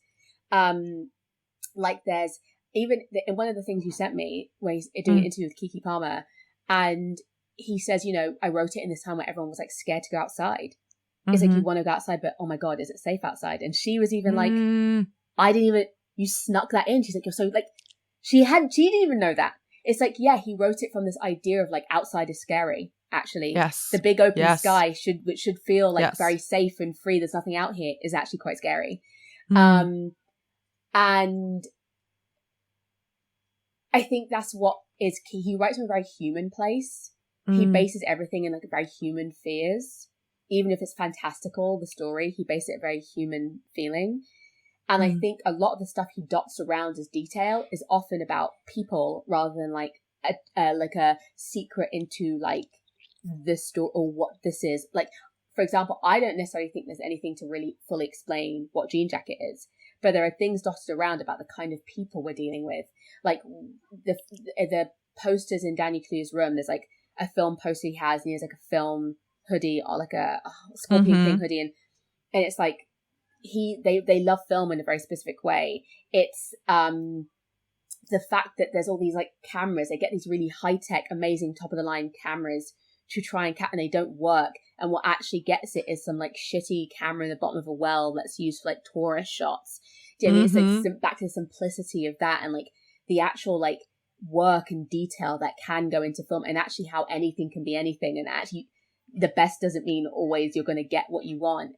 And I think there's like a detail in there as well. Like someone on Twitter actually pointed out that so Jupe makes these little alien costumes in preparation for his big Jean Jacket spectacle show that he's going to do with the horses. Is like these little black furry costumes with these like weird like shaped heads. And there is a great part in the film. That part in the film is so clever to be like, here's your aliens really early on. Because I genuinely believed that. I was like, oh shit, we're in. The aliens are here. What's going to happen? And it was just these kids. But those costumes, the faces look like the cameras on the set of Gordy's home. Yes. So he probably subconsciously has put that memory as something something scary from that, like something that's burned into his brain as a memory. He's made it the face of these aliens kind of unconsciously. And like details like that. So it's all about like the people. Like I feel like that's what he fills the scenes with details of. Is like, this is who these people are. This is where they've come from. This is the world they live in. Rather than like secrets to like, oh, here's a secret thing about the story that you're going to face. It's like, no, it's just about all these things about like, and us as us is almost too many to count, but it's all these like very basic things where he's just like, no, this is the world they're occupying. This is who they are. These are the clues that this person isn't even think they are. And it's so detailed, almost too detailed and layered, probably more so than we can ever like talk our way through his work and it's because he loves it so much. And I think that's what's really always comes through is his deep-seated love of what he's doing. He loves stories. He loves filmmaking. There's films he watched, he loves. Every film he makes, he loves. You know, it's a really special thing, I think, to have. And you can really tell, like, through a camera when there's been love and care taken with this and someone's enjoyed creating every single scene, every single set piece. There's something very special that happens then, and it's almost impossible not to fall in love with it and not to enjoy the questioning of it. And that's what I think there are some films you can leave where you're questioning it and very annoyed, where you're like, what the fuck was that? Why was that happening? Why did that happen? Like, but this, you come out so joyfully questioning it. Like, why do you think, because you know he had a reason, you know nothing was arbitrary. So you come out being like, what do you think that was? What do you think that means? Like, why did this happen? And it's really special. And I think I'll be thinking about it for a long time. I think it's going to be in the same way that I think Arrival rewired my brain when it comes to like alien type films. This has rewired my brain a little bit when it comes to an alien. Wow. The idea that this is what an alien film could look like, that it can be one singular thing. That's not an evil enemy that's actually in any calculated way after you, but is just an animal who happens to find itself here.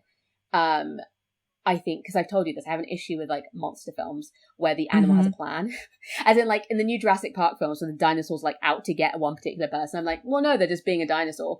And I love that this is that. It's like, oh, it's just being whatever it is.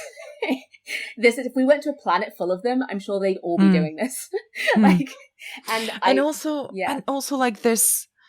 There is a space that I really love as well. Like, we do get these kind of not reluctant heroes, but like very, you know, they're just doing what they know and what they can and kind of figuring it out as they go along. There's no like, you know, they're not saving the world. They're not even saving their town. They have a goal that is kind of selfish and self-serving and using whatever they know and can to, you know, even including like appealing to antlers. Like, they're not doing that because he's the greatest cinematographer on the planet. They're like, no, we met this one dude.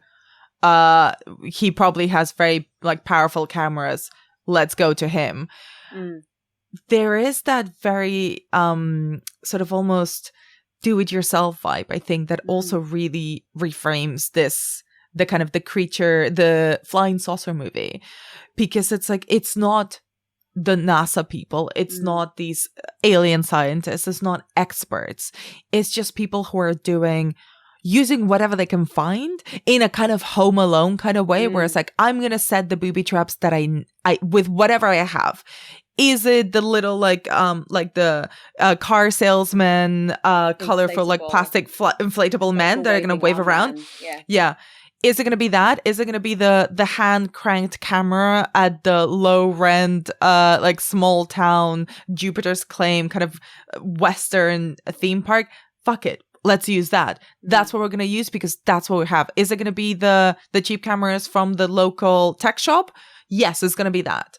And I really love that because it kind of, it makes it, it's that intimacy. Like you can actually connect it. It's like, oh, it's not, you know, Will Smith in Independence Day. It's not, you're not getting any like big rousing speech or like, we're doing this for the duty of America and the planet or whatever. It's like, no, we're just doing whatever we can. And then when confronted with something that is awesome in the very strict sense of the word, like something that is awe-inspiring and so humbling in this very large scale, there's no time to think about that.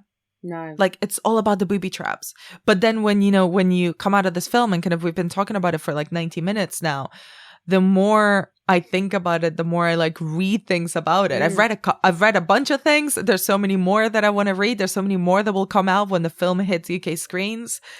I'm just like, I want to spend and read as much as possible and watch as many theories and ideas as possible, because like, even in this conversation, there's like 17 things that you've mentioned that I did not think about while watching the film.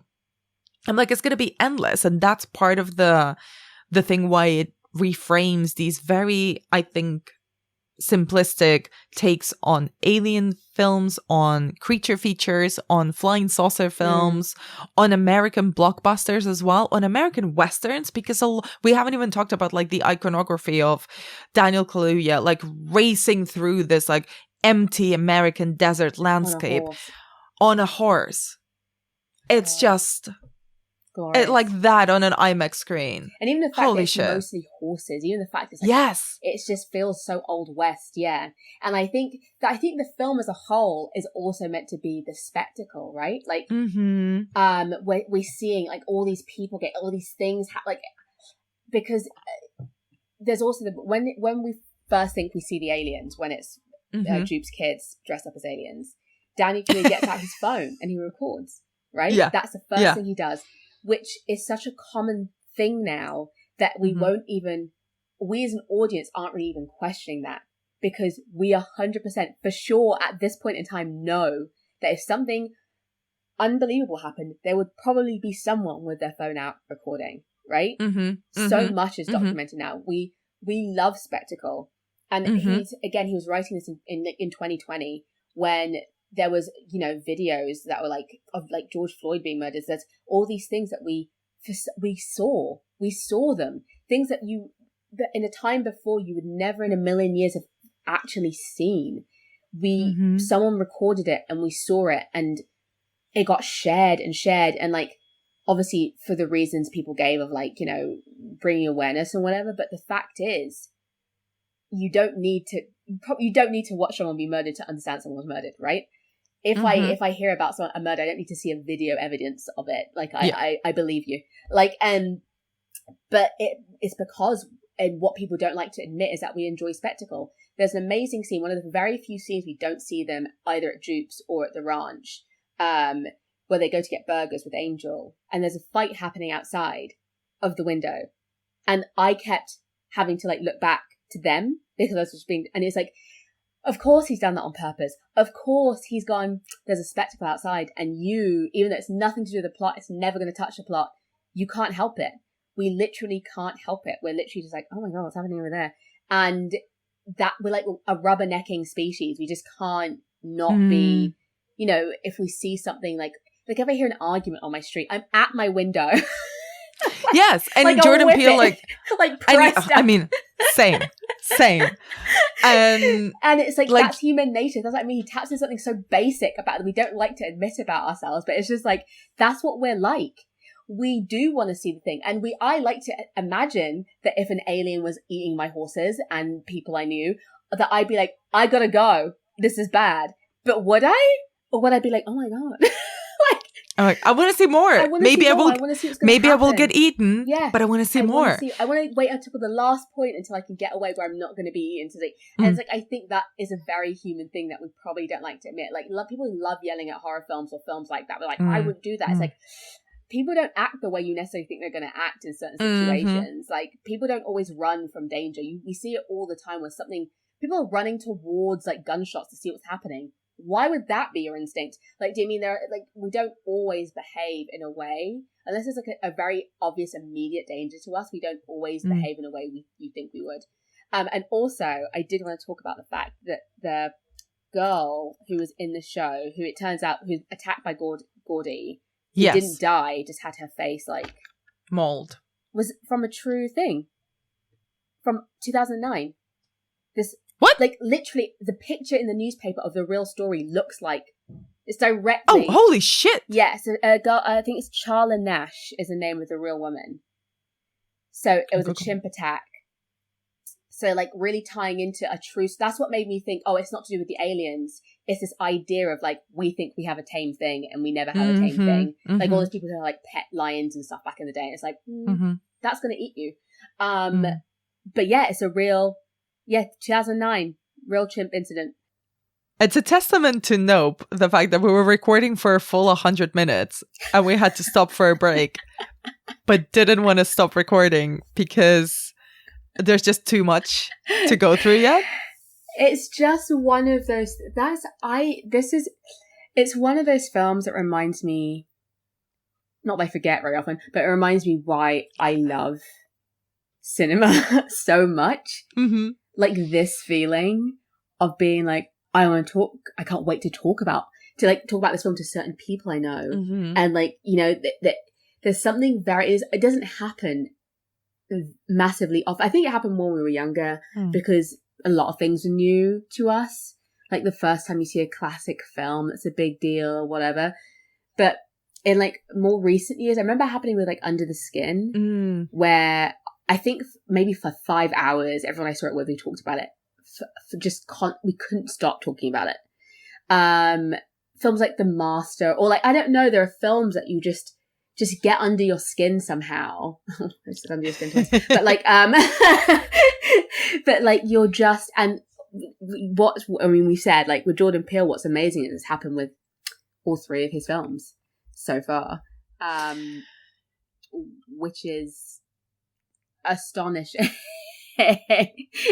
Which is a truly astonishing achievement. And this one I would say probably even more than the other 2. I feel like the other 2, even though there's like a twist and a turn, like I think I said this to you, like with Get Out, it's like, okay, he's going to his girlfriend's house. Something weird's going to happen. And then the minute you click, like the minute the mum puts him under, like puts him in the sunken place the first time, you're like, oh, the family are weird. They're going to do something to him, right? And even though we don't know exactly what, that's what's happening, right? He's in danger. The same with Us. It's like the minute the girl sees a double of herself, something weird's happening. And then she starts seeing all things. And then the minute we see that, which is, you know, not that late in the film, that we see Red and the family who show up in the house, and Red essentially explains why she's there.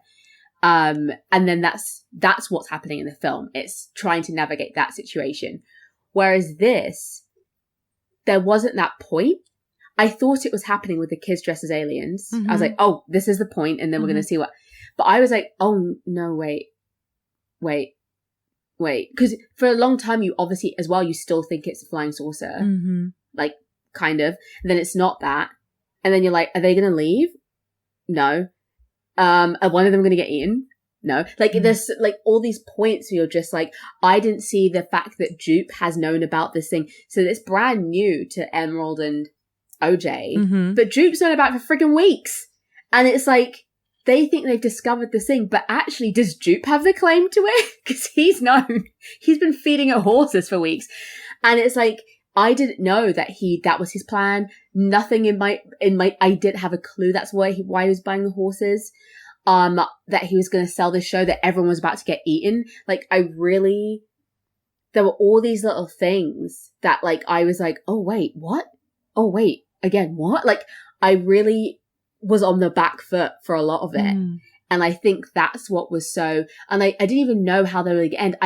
And it's so clever because the minute she gets, at the very end, when Kiki rides off, at the best scene when she rides off on a motorcycle to get to Jupiter's Landing, and realizes the camera, like she can use the winking well camera.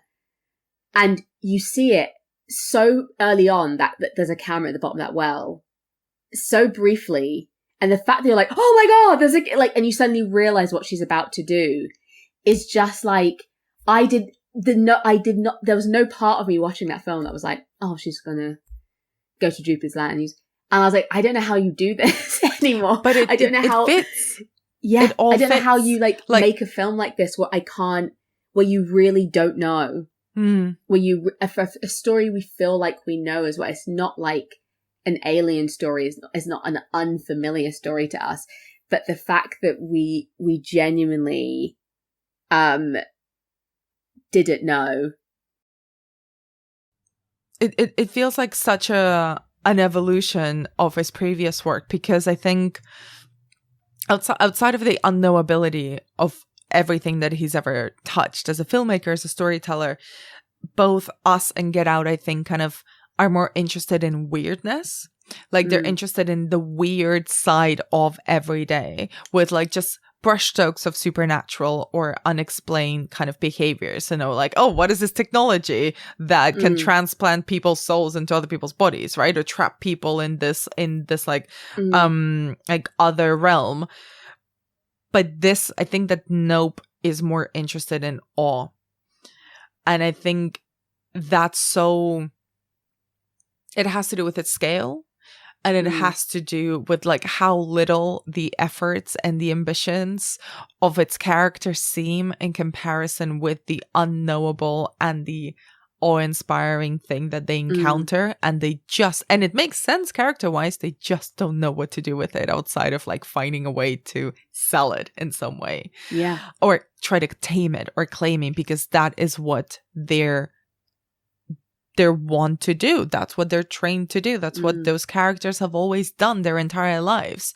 Like everything that you spoke about and talked about Jupe, like that makes sense for him to behave that way, because that's how he's been made to feel, and that's an extension of his character and his character trajectory.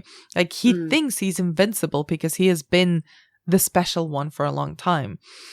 And I kind of wonder, like, and you know, when you mentioned that Jordan Peele like loves his genre and he loves film and he loves storytelling, like he's also, even in his work in Key and Peele, like some of the best sketches are the ones where it's like, oh, the nerd is coming out, and it's so funny because you know it, and you're making like a really funny, incisive sketch about something that you know and love so intimately.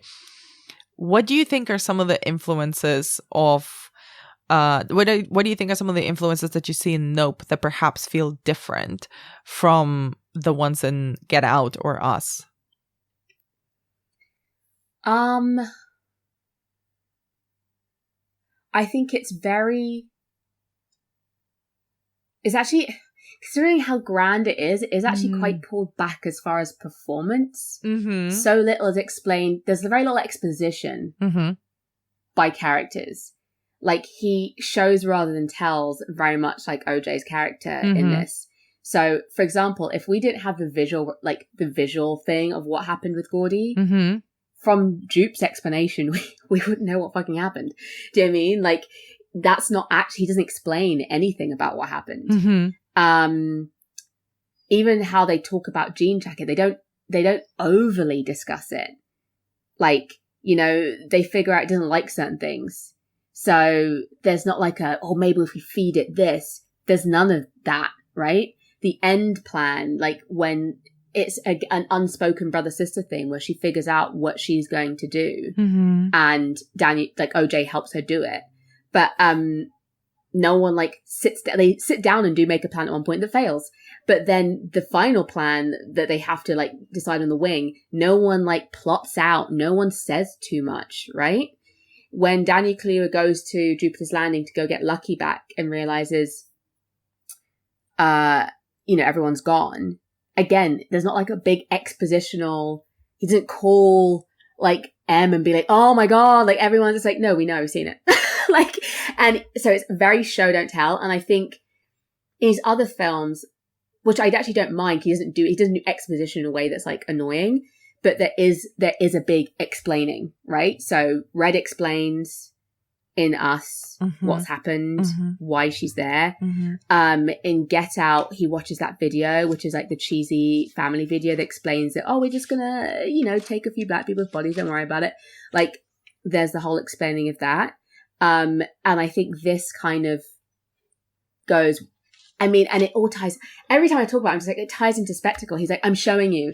It's just, you're meant to watch it, and like, no one's meant to explain it to you. Like, in the same way, when you actually see a spectacle, you don't know what's going on. Part of the reason it's a spectacle is you don't know what's going on.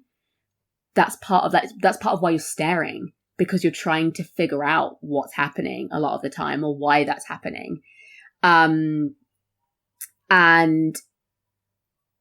I think it's, even though it's very human based as far as like obviously where the story's coming from, I think this one's really about, it's more about nature. Like I was saying, more about like monster films. It's more about this, like Godzilla or something. Like, it's more nature based in the sense of like the dangers of trying to wrangle or profit off something, of something, make a spectacle of something that's like wild and natural and dangerous. And it really speaks to that. And like, in other ways, because we only have these characters, like outside people feel quite weird. So like when the TMZ guy is more like an alien in a more common sense that we know. Yes, even the design of his the helmet. alien is, because he's this faceless, like mirrored helmet. This weird voice that's coming from this like faceless person who just comes out of nowhere. He's actually more akin to like an alien. He's kind of invading their space in a different way, in a very unnatural way. And I think it's, you know, obviously Get Out is obviously to do with race and like in mostly, and like Us is more like people who have been downtrodden or whatever. Oh, it has to do a lot with class. Us is about class. Right, exactly. And what their perspective is, like your perspective of what you're doing. Because there was another interesting thing about this, that someone was talking about Us and talking about how if you saw the story from Red's point of view, it's a story about liberation. Yes. Rather than a threat. Yes. It's a story about of actually finally getting out and succeeding, right? And but it's still, again, it's very like this, like very insular. No one can see me, but I'm doing something with my hands that says insular. And then this feels like a bigger scope for him. So we've talked about the landscape, but even it feels like a more general idea of like, it's about about the world as we see it, the natural, and how we as humans consume these things that are too big to contain in these little consumable formats, and profiting off, like, I was just on TikTok, but seeing on TikTok, right, it's become a thing to monetize your trauma, to monetize your tragedy. That's what Jupe's doing. That's what he's done with that back room. That's what they're experiencing is traumatic, right? Like those two people after the fact of this, like OJ and Emerald, this is not a normal, you don't come out of that like, anyway, we're fine now. Alien tried to eat us, ate all our horses, but we're good.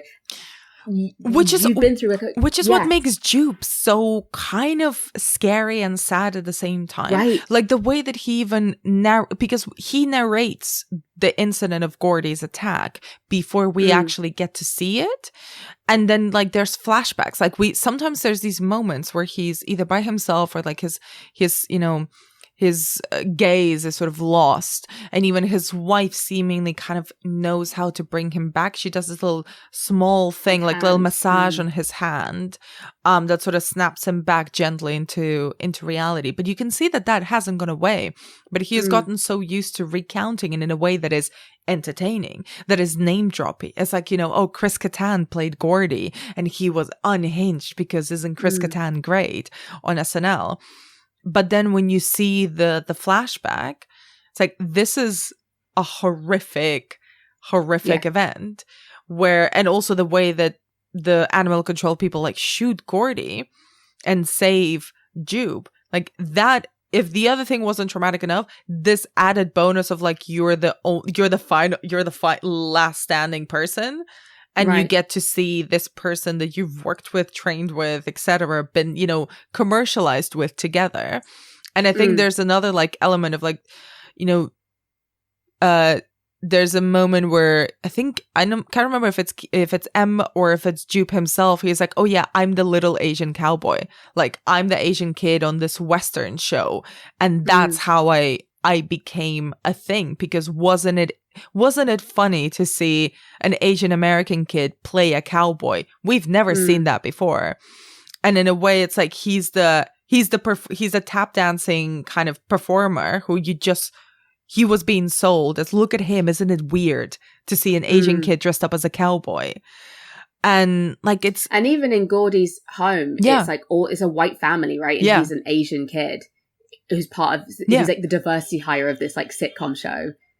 We'll throw one Asian kid in there for diversity. And this might be like a really intense reading of it, but like when Gordy, you know, goes, you know, wild because like he's not meant to be on a fucking sitcom set doing fist bumps with a child.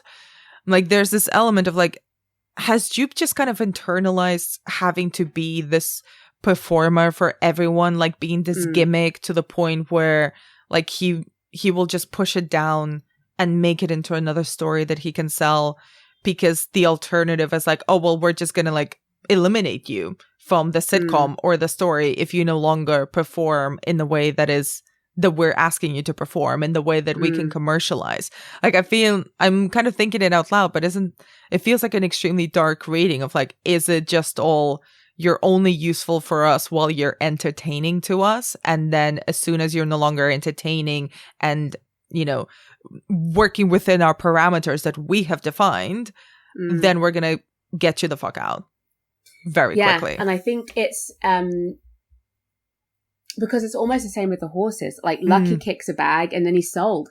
Do you know what I mean? Like, you know, a horse can't be trained, it has to go. And you're here for this one thing and that's it. And that ties into exploitation. That's what I mean. It's about, like, I think the perspective, I think it's, for me, it feels like it's the disconnect between like the natural world and actually what we are at this moment in time. The fact that we will just get a camera out, that we don't react naturally to a lot of things at this point.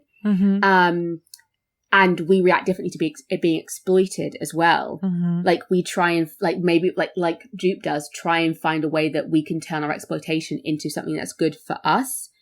Like, you know, like I said, like we see on TikTok with people literally utilizing the worst things that have ever happened to them, like doing a little dance, telling this, and you're just like, this is like forever of therapy. Like, I don't understand like how you're on this thing just talking about it in the hopes of getting like likes, and maybe you become a big deal on TikTok, and maybe that makes you a career. And it's like it's a very weird thing to actually do with trauma. It's a very weird thing to do with exploitation or exploiting yourself. And the animals react so differently. All the animals react so differently to be exploited. It's like, well, at some point they're going to show you that they disapprove of this. Like, it's like that story that that was on in the news like a few weeks or like a month ago. That elephant just had a vendetta against this woman, and he like murdered her and then crashed her funeral and like destroyed. He's like, no, fuck you, fuck your house. You will not rest in peace. Like, and I was like, listen, if you piss off an animal enough, like if they're smart enough to come after you, like, okay, they know they're going to finish you. Like we've seen with the blackfish, right? Like, that was the whole thing. These animals aren't only in captivity, they're being exploited. And then they fought back, right? Then not even in a way that's like a lashing out, in a sometimes methodical thought out. There's that horrifying video of that trainer being repeatedly dragged down by a killer whale, held underwater, then being let go so the guy could get to the top, and then he would come back and then do it again. And it was over, and it was only one time he let him go for long enough that the guy could swim quickly. But it's to watch, it goes on forever. And I was just like, this thing is not even just murdering you, it's like torturing you. It is like, fuck you forever. Like, I'm gonna ruin your life. Like, right now. I'm gonna make you scared forever to get in the water, like forever. And I'm like, there's that thing of like, people think they can be a certain way with animals, and anyone who's been around them knows that there has to be such a high level of respect. But all times, you can never really let your guard down, even if that animal knows you. Like I was saying to you, I horse ride. The horse I ride most of the time, she knows me. She's a dick, but she knows me, right? And I have to be firm with her because she is kind of a dick. I love her, really. Sarah, if you're listening, I love you. But like I love the idea of a horse listening to a podcast. But anyway, she's in a stall. In a downtime. What's the horse's name? What's the horse's name? Sarah. Shout out to Sarah. Please Sarah, like, review, and subscribe. with your big hooves. That's how she relaxes. She listens to this podcast. I said it if she's listening. This is a prime example of the respect I'm not showing. Does she not listen to podcasts? No. But like even as much as you have to be firm with a horse that's like misbehaving if you're trying to ride it, whatever, there's obviously a limit. If Sarah really doesn't want to do a thing, there's a point where I'm going to stop asking. She's her own being. Like, we're in a cooperation rather than it being like, oh, I'm in charge. We are meant to be cooperating. I'm firm because she's like, I know, grumpy sometimes, whatever. But like, essentially, we have to work together. And I think, and what's so true about it, you see it on sets in Hollywood, like when in films I've been in when there's been animals, the way people behave, like that are just very much filmmakers and not anything to do with animals, is like, yeah, no, you can't. That's an animal. You can't make it do anything. They're going to do the thing they do as an animal. Yes, they are trained to a certain extent, but you also have to be, this is stressful. Like, it's long hours. Yeah. There's lights, there's lots of people. And it's like all these things that people, as much as like OJ and Emerald respect the horses and love the horses, especially OJ, it's like you're still taking on to these sets. Yes, you can be, but the fact is, it's like, it's still a place a horse is not meant to be. Yeah, the animal doesn't care about your IMDb credits. The animal doesn't care who you are in the hierarchy of a set.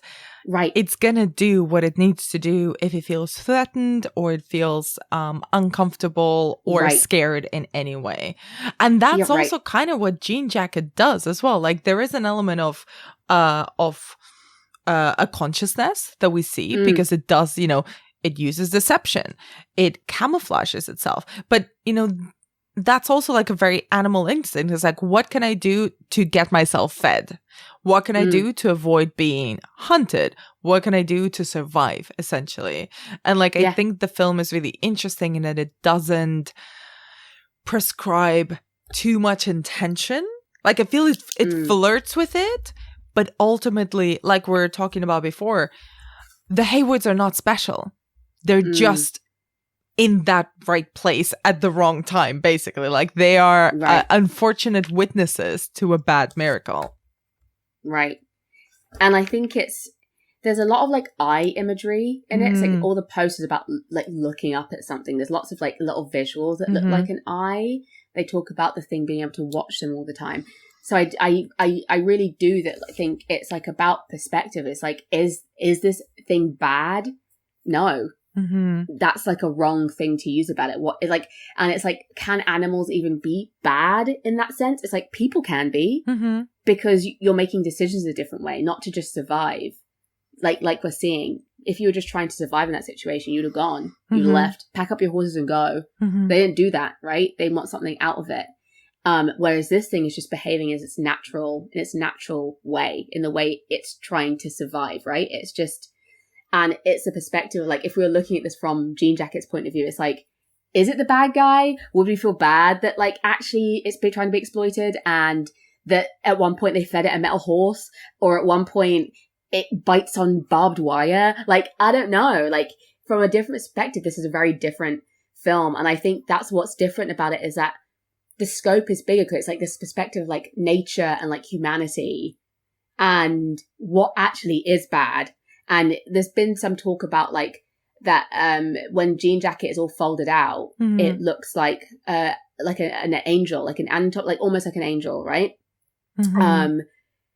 And because it's there's biblical ties to it, like, you know, like you said about Jupe being almost like preacher-like in his, when he starts a show and all that stuff, and where he psychs himself up and like all that, and the dumping of all the blood and guts and like whatever on the house. It's all very like plaguey, very, very biblical. And the idea that maybe they're being punished for what they're doing, the idea that them being representative of man at this point of humanity, being punished some otherworldly way for the things they're doing, for the lack of respect for this natural world, for the exploitation of this natural world, is like also like a reading of, I don't know, but like, who knows? Only Jordan Peele knows. But there's all these little things in there that's like, yeah, this is, the stuff we do is weird.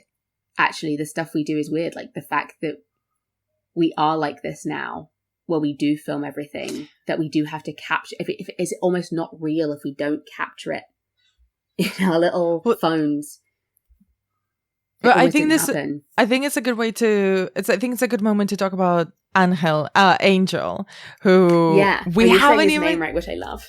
I corrected myself because I felt like it was too pretentious. But yeah, I do think you know, it's the anglicized version of pronouncing his like he's a Latino character, so like his name is Spanish.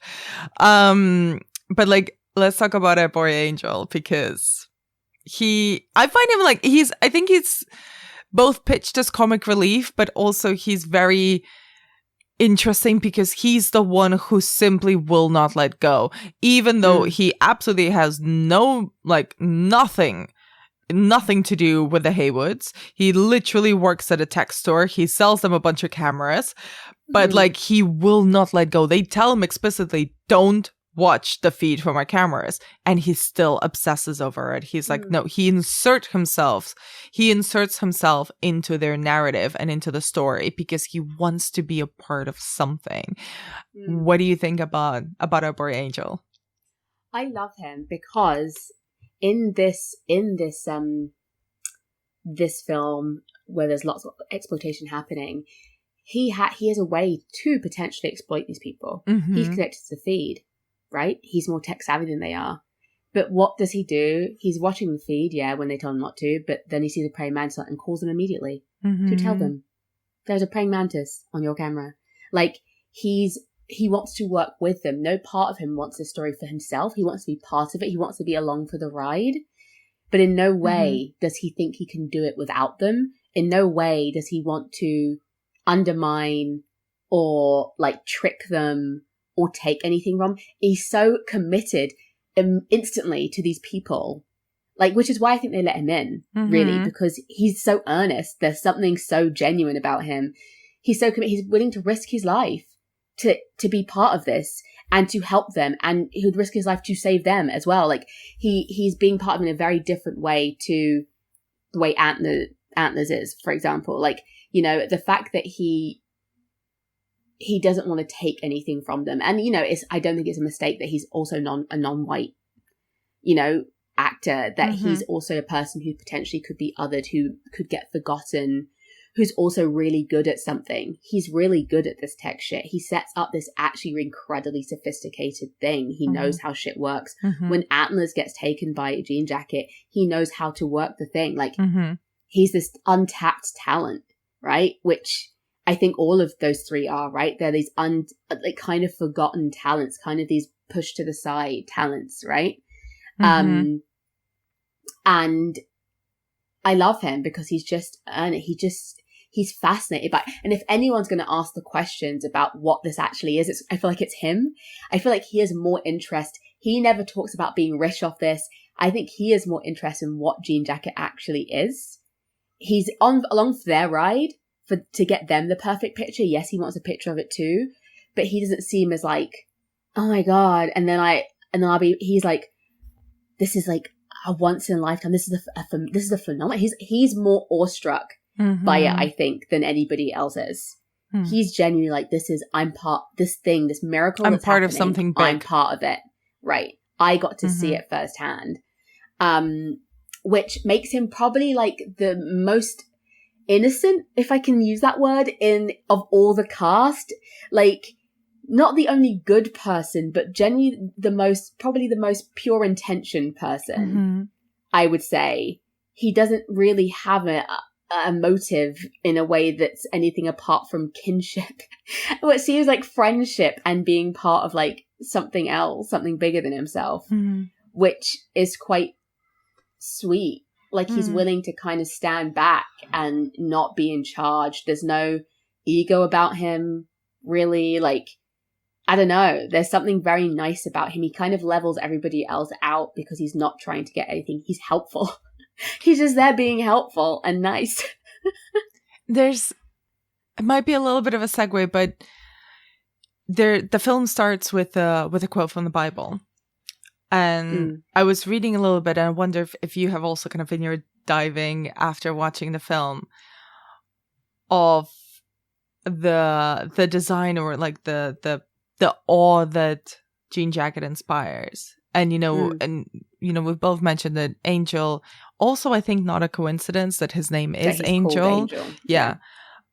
There is, I think, something slightly biblical about the film, about the way that you can't look directly at.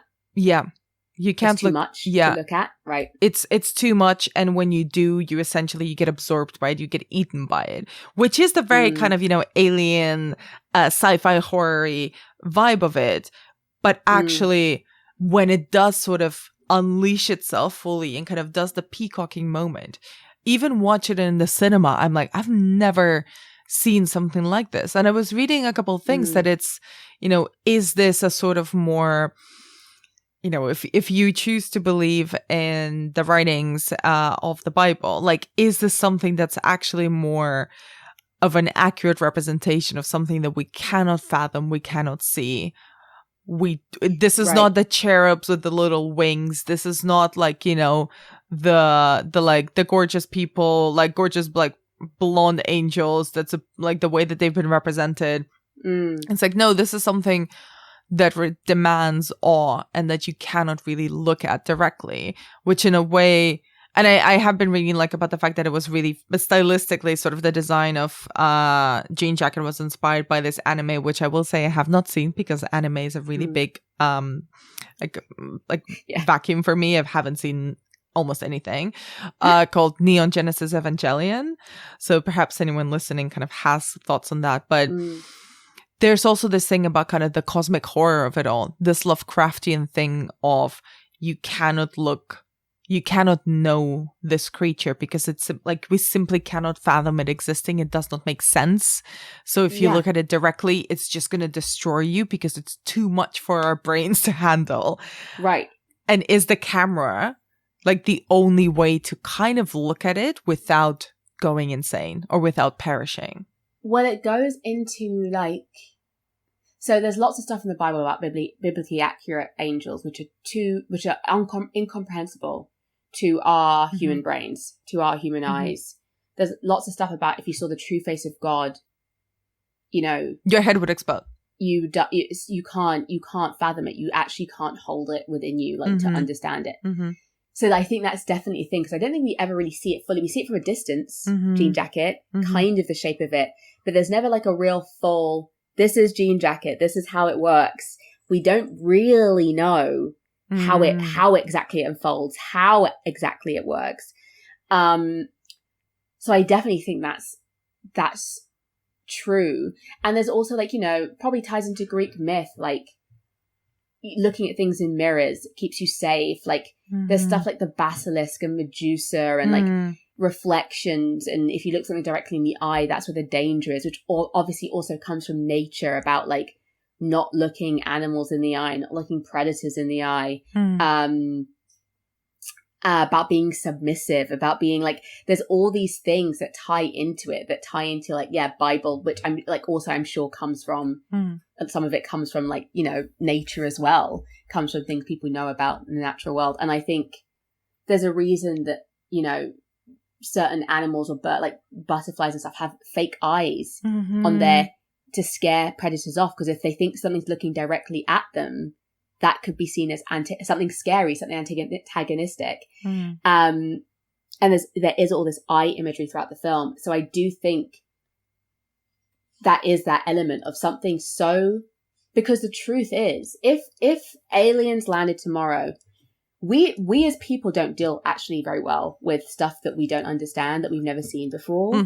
We are just like our brains like malfunction. So like, if aliens landed tomorrow, even if it was right there, unless I feel like they're having to deal with it, right? They are at that point when they're seeing the full unfurling of Jean Jacket, they are having to make decisions quite quickly at that point, because someone's about to get eaten, right? If they could have just sat and looked at it, like, I don't know what their reactions would be. It had to be that quick. They couldn't really think, they didn't have time to sit and just like stare at it and really take it in. And I think that's the only way they could get through that moment in time. Because if aliens land tomorrow, I don't think our brains our brains can barely make sense of actually what we don't even see things how they actually are correctly. Our brain corrects it so that we feel okay about things. Like, do you mean like literally that's how we view the world anyway? With normal stuff we're used to seeing, it's still like a little correct. It's not really exactly how. And then, it's how when we capture stuff, like people, when they hear their voices on a voice machine or something, and they're just like a voice recorder, and it's like, oh, that's what I sound like. Or they see themselves on camera for the first time, and it's like, what? Why do I do that with my like, I didn't know I did that with my body. I didn't know I held myself. And there is this idea of like film being like a thing that's true, right? That's not a human eye. That's not a brain correcting something. That is something that's been captured in its true form. So I think there is a thing of like, that is the only way to really look at it. Because if you were just sitting there, it would just be like, what? Like, you'd be doing too many things in your brain. Like, you don't have the time to like really, I don't know, think about it. And that's why with animals, like when people have like Jane Goodall and stuff like that, they've had to spend fucking ages sitting in a place and watching an animal, if it's alive, and being part of that world, because that's the only really way. And even then, there's stuff you don't understand, there's stuff you don't know because you're not one of them. That's the reason we dissect dead things, because that's a way for us to try and understand. That's why in so many other alien movies, it's, you know, the goal is to get one to dissect it, because the idea of keeping it alive and learning about it that way is incomprehensible to us. We're like, no, we'll kill it and then we'll open it up and then I'll be fine. Because the thought behind, what if we just try and like watch it and observe it, or like, and let it live its life and be, and like see what that's like, is just too terrifying. So I think, and again, like Jordan Peele doesn't do anything by accident. So I think the Bible verses, I think Angel's Name, I think that it looks kind of angelic, like, you know, like like almost like a biblically accurate angel. I think, you know, none of it's by accident. It all ties in to what we mean by not of this world. Like, that could mean, it doesn't necessarily mean from space, you know, it could be something else. Even not of this world. Like, we would say that dinosaurs are not of this world. Do you know what I mean? They're not of our time. They're not of the world that exists right now. So if this thing was like asleep in a glacier that has like, now that's always been of this planet but never been, do you know what I mean? It's like, there's all these things that we actually don't know and that are too big to comprehend. Like, I can't comprehend time in a real, like, when I think about, like, when someone explains to me how long ago something is, I'm just like, I can't conceive it. Yeah.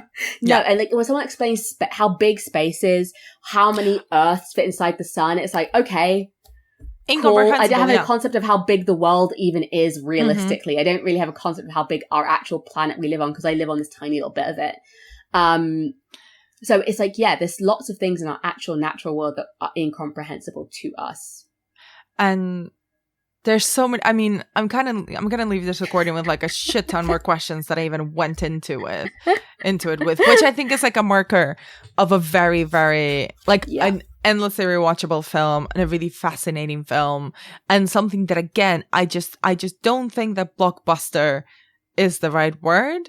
No, it feels too small for Jordan Peele. It's a spectacle. It's an awe-inspiring. It's a spectacle. Yes. It's a monster movie spectacle. It's a sci-fi monster movie spectacle. Put it on the poster. That's what it is. Put it on the poster. Slap it on the poster right up next to my P statement. But yeah, it's that's what it is. And like I keep going back to, like, you know, the image of King Kong being tied up on the stage with the flashing lights, and like, that's essentially what it is. It's the new version of that. That's what it is. And he's clever enough to make it for taking me a few days to even get to that point to figure that out. That's how clever it is. It's not just a direct, like, oh, I've done something but with an alien. It's smarter than that, but that's essentially what it is. It's King Kong with smartphones and aliens. Oh my God. She just keeps on giving us singers. Just put it all on the posters. Sarah, is there anything that you feel like we haven't covered that you wanted to touch upon about this film? I don't think so. I think, again, we'll probably like get off this call and I'll be like, oh yeah, that thing. I think we've covered all the major points. We talked about Gordy, we talked about the fake aliens that were being Dupe's kids. We've talked about the real woman who like got attacked by the chimp, who the woman in the film is based on. I just think, there is one thing. Yes. Kiki being a final girl. Now how I love a final girl. Yes. And she's a sneaky little final girl, because you don't realize, because she's not the only one alive, but she is the one who does the big heroic run at the end. She is the one who eventually gets the monster, gets the picture. Mm-hmm. It's her, and the film finishes on her face. Mm-hmm. And so do you think, and I kind of want to give a little bit of context for the listener. This comes from I put this question in the notes that I shared with you. It comes from a Keke Palmer, Jordan Peele interview in JQ magazine. I can link to it in the show notes. But there was this thing that really stood out to me that I just copy and pasted over. It's like, she is like a action horror final girl. And I had not thought of her in that way at all, because she's not the only one left alive, because it's not a horror movie. It's following that formula. But then it's a lot of these other things where I'm like, okay, but a final girl? Is it really? Is it doing that on purpose? Do you think she's a final girl? I do. I think it's not a final girl in the traditional sense. I think, she's not the only one who's battled it out to the morning and survived. But like, I think it's set up that it's going to be Daniel Kaluuya who figures this out, who's the hero in the end, right? Mm-hmm. And he has his big heroes run on the horse. He's a big moment. He's going to distract Jean Jacket while his sister gets away. It's all set up to have him be the hero. Mm-hmm. And then he lets go of control. And he's like, actually, it's her. Mm-hmm. She doesn't, this is not the best ending. Like, this is not the best ending. That I run off into the sunset and take Jean Jacket away and my sister gets away. And that's, he does the thing where he like points to his eyes and points to her, like he sees her, right? And that goes back to that moment she talks about Jean Jacket, the horse she couldn't train. She's like, Dad never looked up at me. I was at the window watching you train Jean Jacket, my horse. Dad never looked up at me, but you saw me, right? Mm-hmm. And in this moment, she needs him to see her, but not only see her, but to let her be in control of the situation.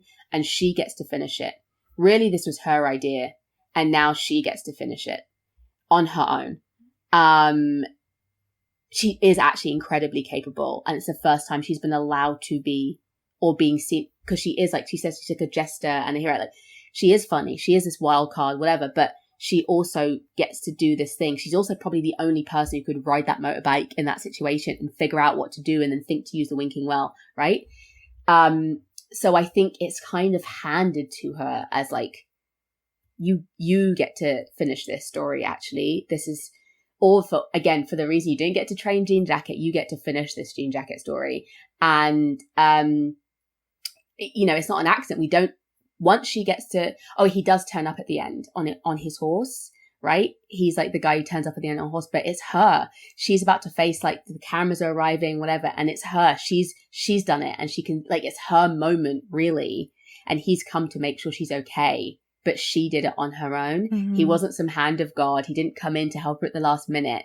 He's there afterwards, like, on his horse, like, I don't know, as like I don't know, like if it was a romantic story, like her reward for, like, it's her brother, Mm-hmm. he's alive, they're both alive, which if given his choice, if he was the hero, that wouldn't have happened probably.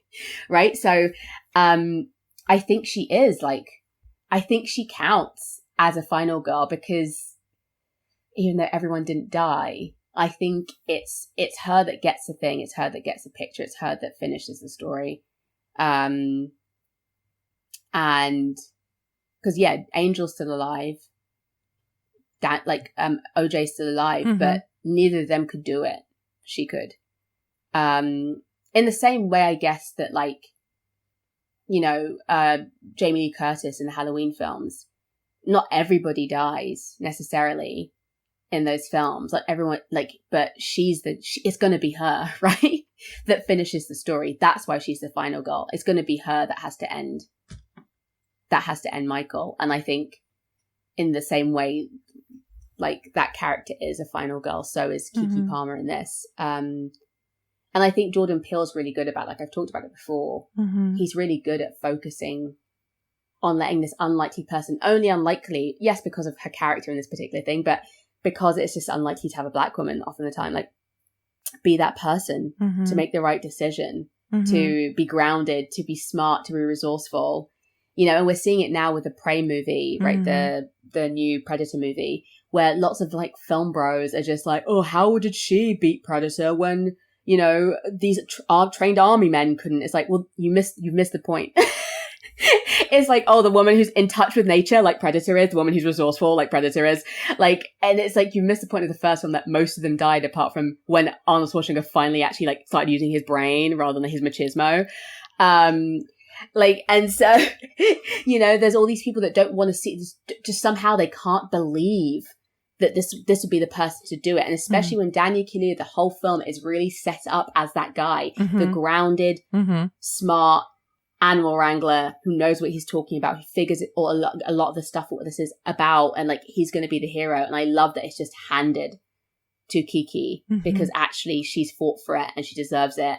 And I think Jordan Peele's very smart for doing that. He just knows how to, unlike a lot of male auteurs or film like directors, he's very good at writing women, at writing complicated, interesting, real feeling female characters, and that's exactly what this is, and that's why it feels really satisfying that it's her at the end. I feel like it feels like a good moment to end on Kiki, to end on Emerald actually winning the final moment, having that final triumph, and having her face be the final shot of the film. Like, and also it feels like, without getting too much into the behind the outside of what we see on the screen, like it feels like Keke Palmer's moment as well. Like it almost, in a slightly poetic way, like feels like the film is being handed to her as well. Like she's such a powerhouse performer. Like she's a star. She is a star. It's ludicrous that she hasn't had bigger roles before,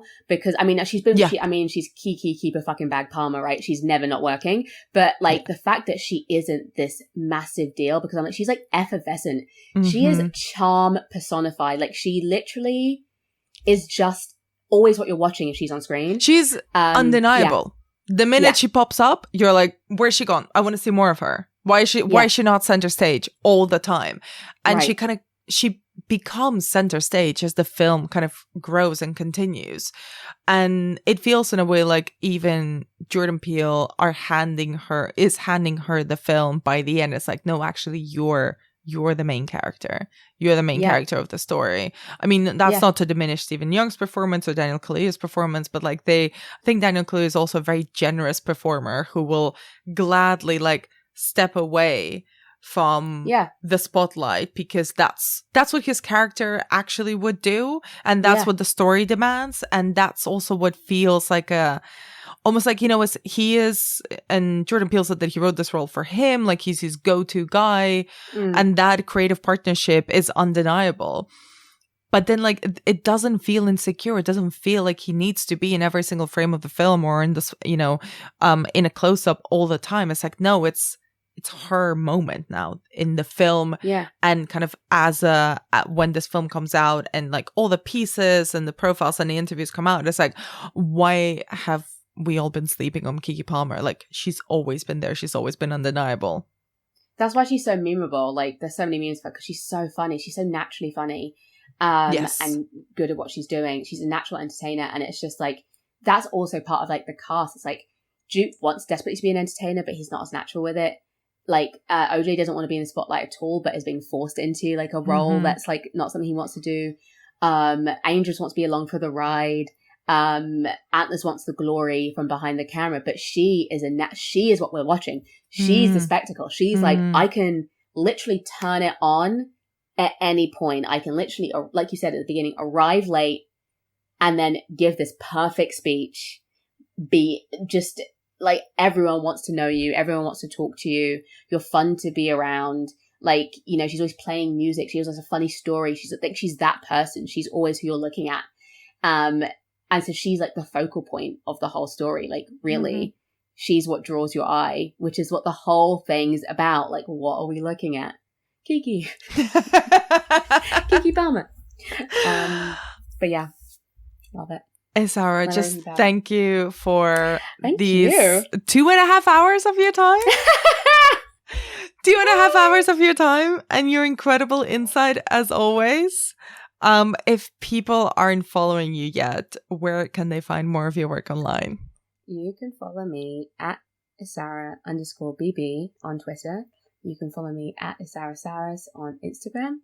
On both of those is a link tree to writing I've done. You can find some writing on the Final Girls website. There's something out for Den of Geek at the moment, I think. And lots of other places, but it's all on the link tree on one of those places. That's where you'll find me. Amazing. Thank you so much. Thank you.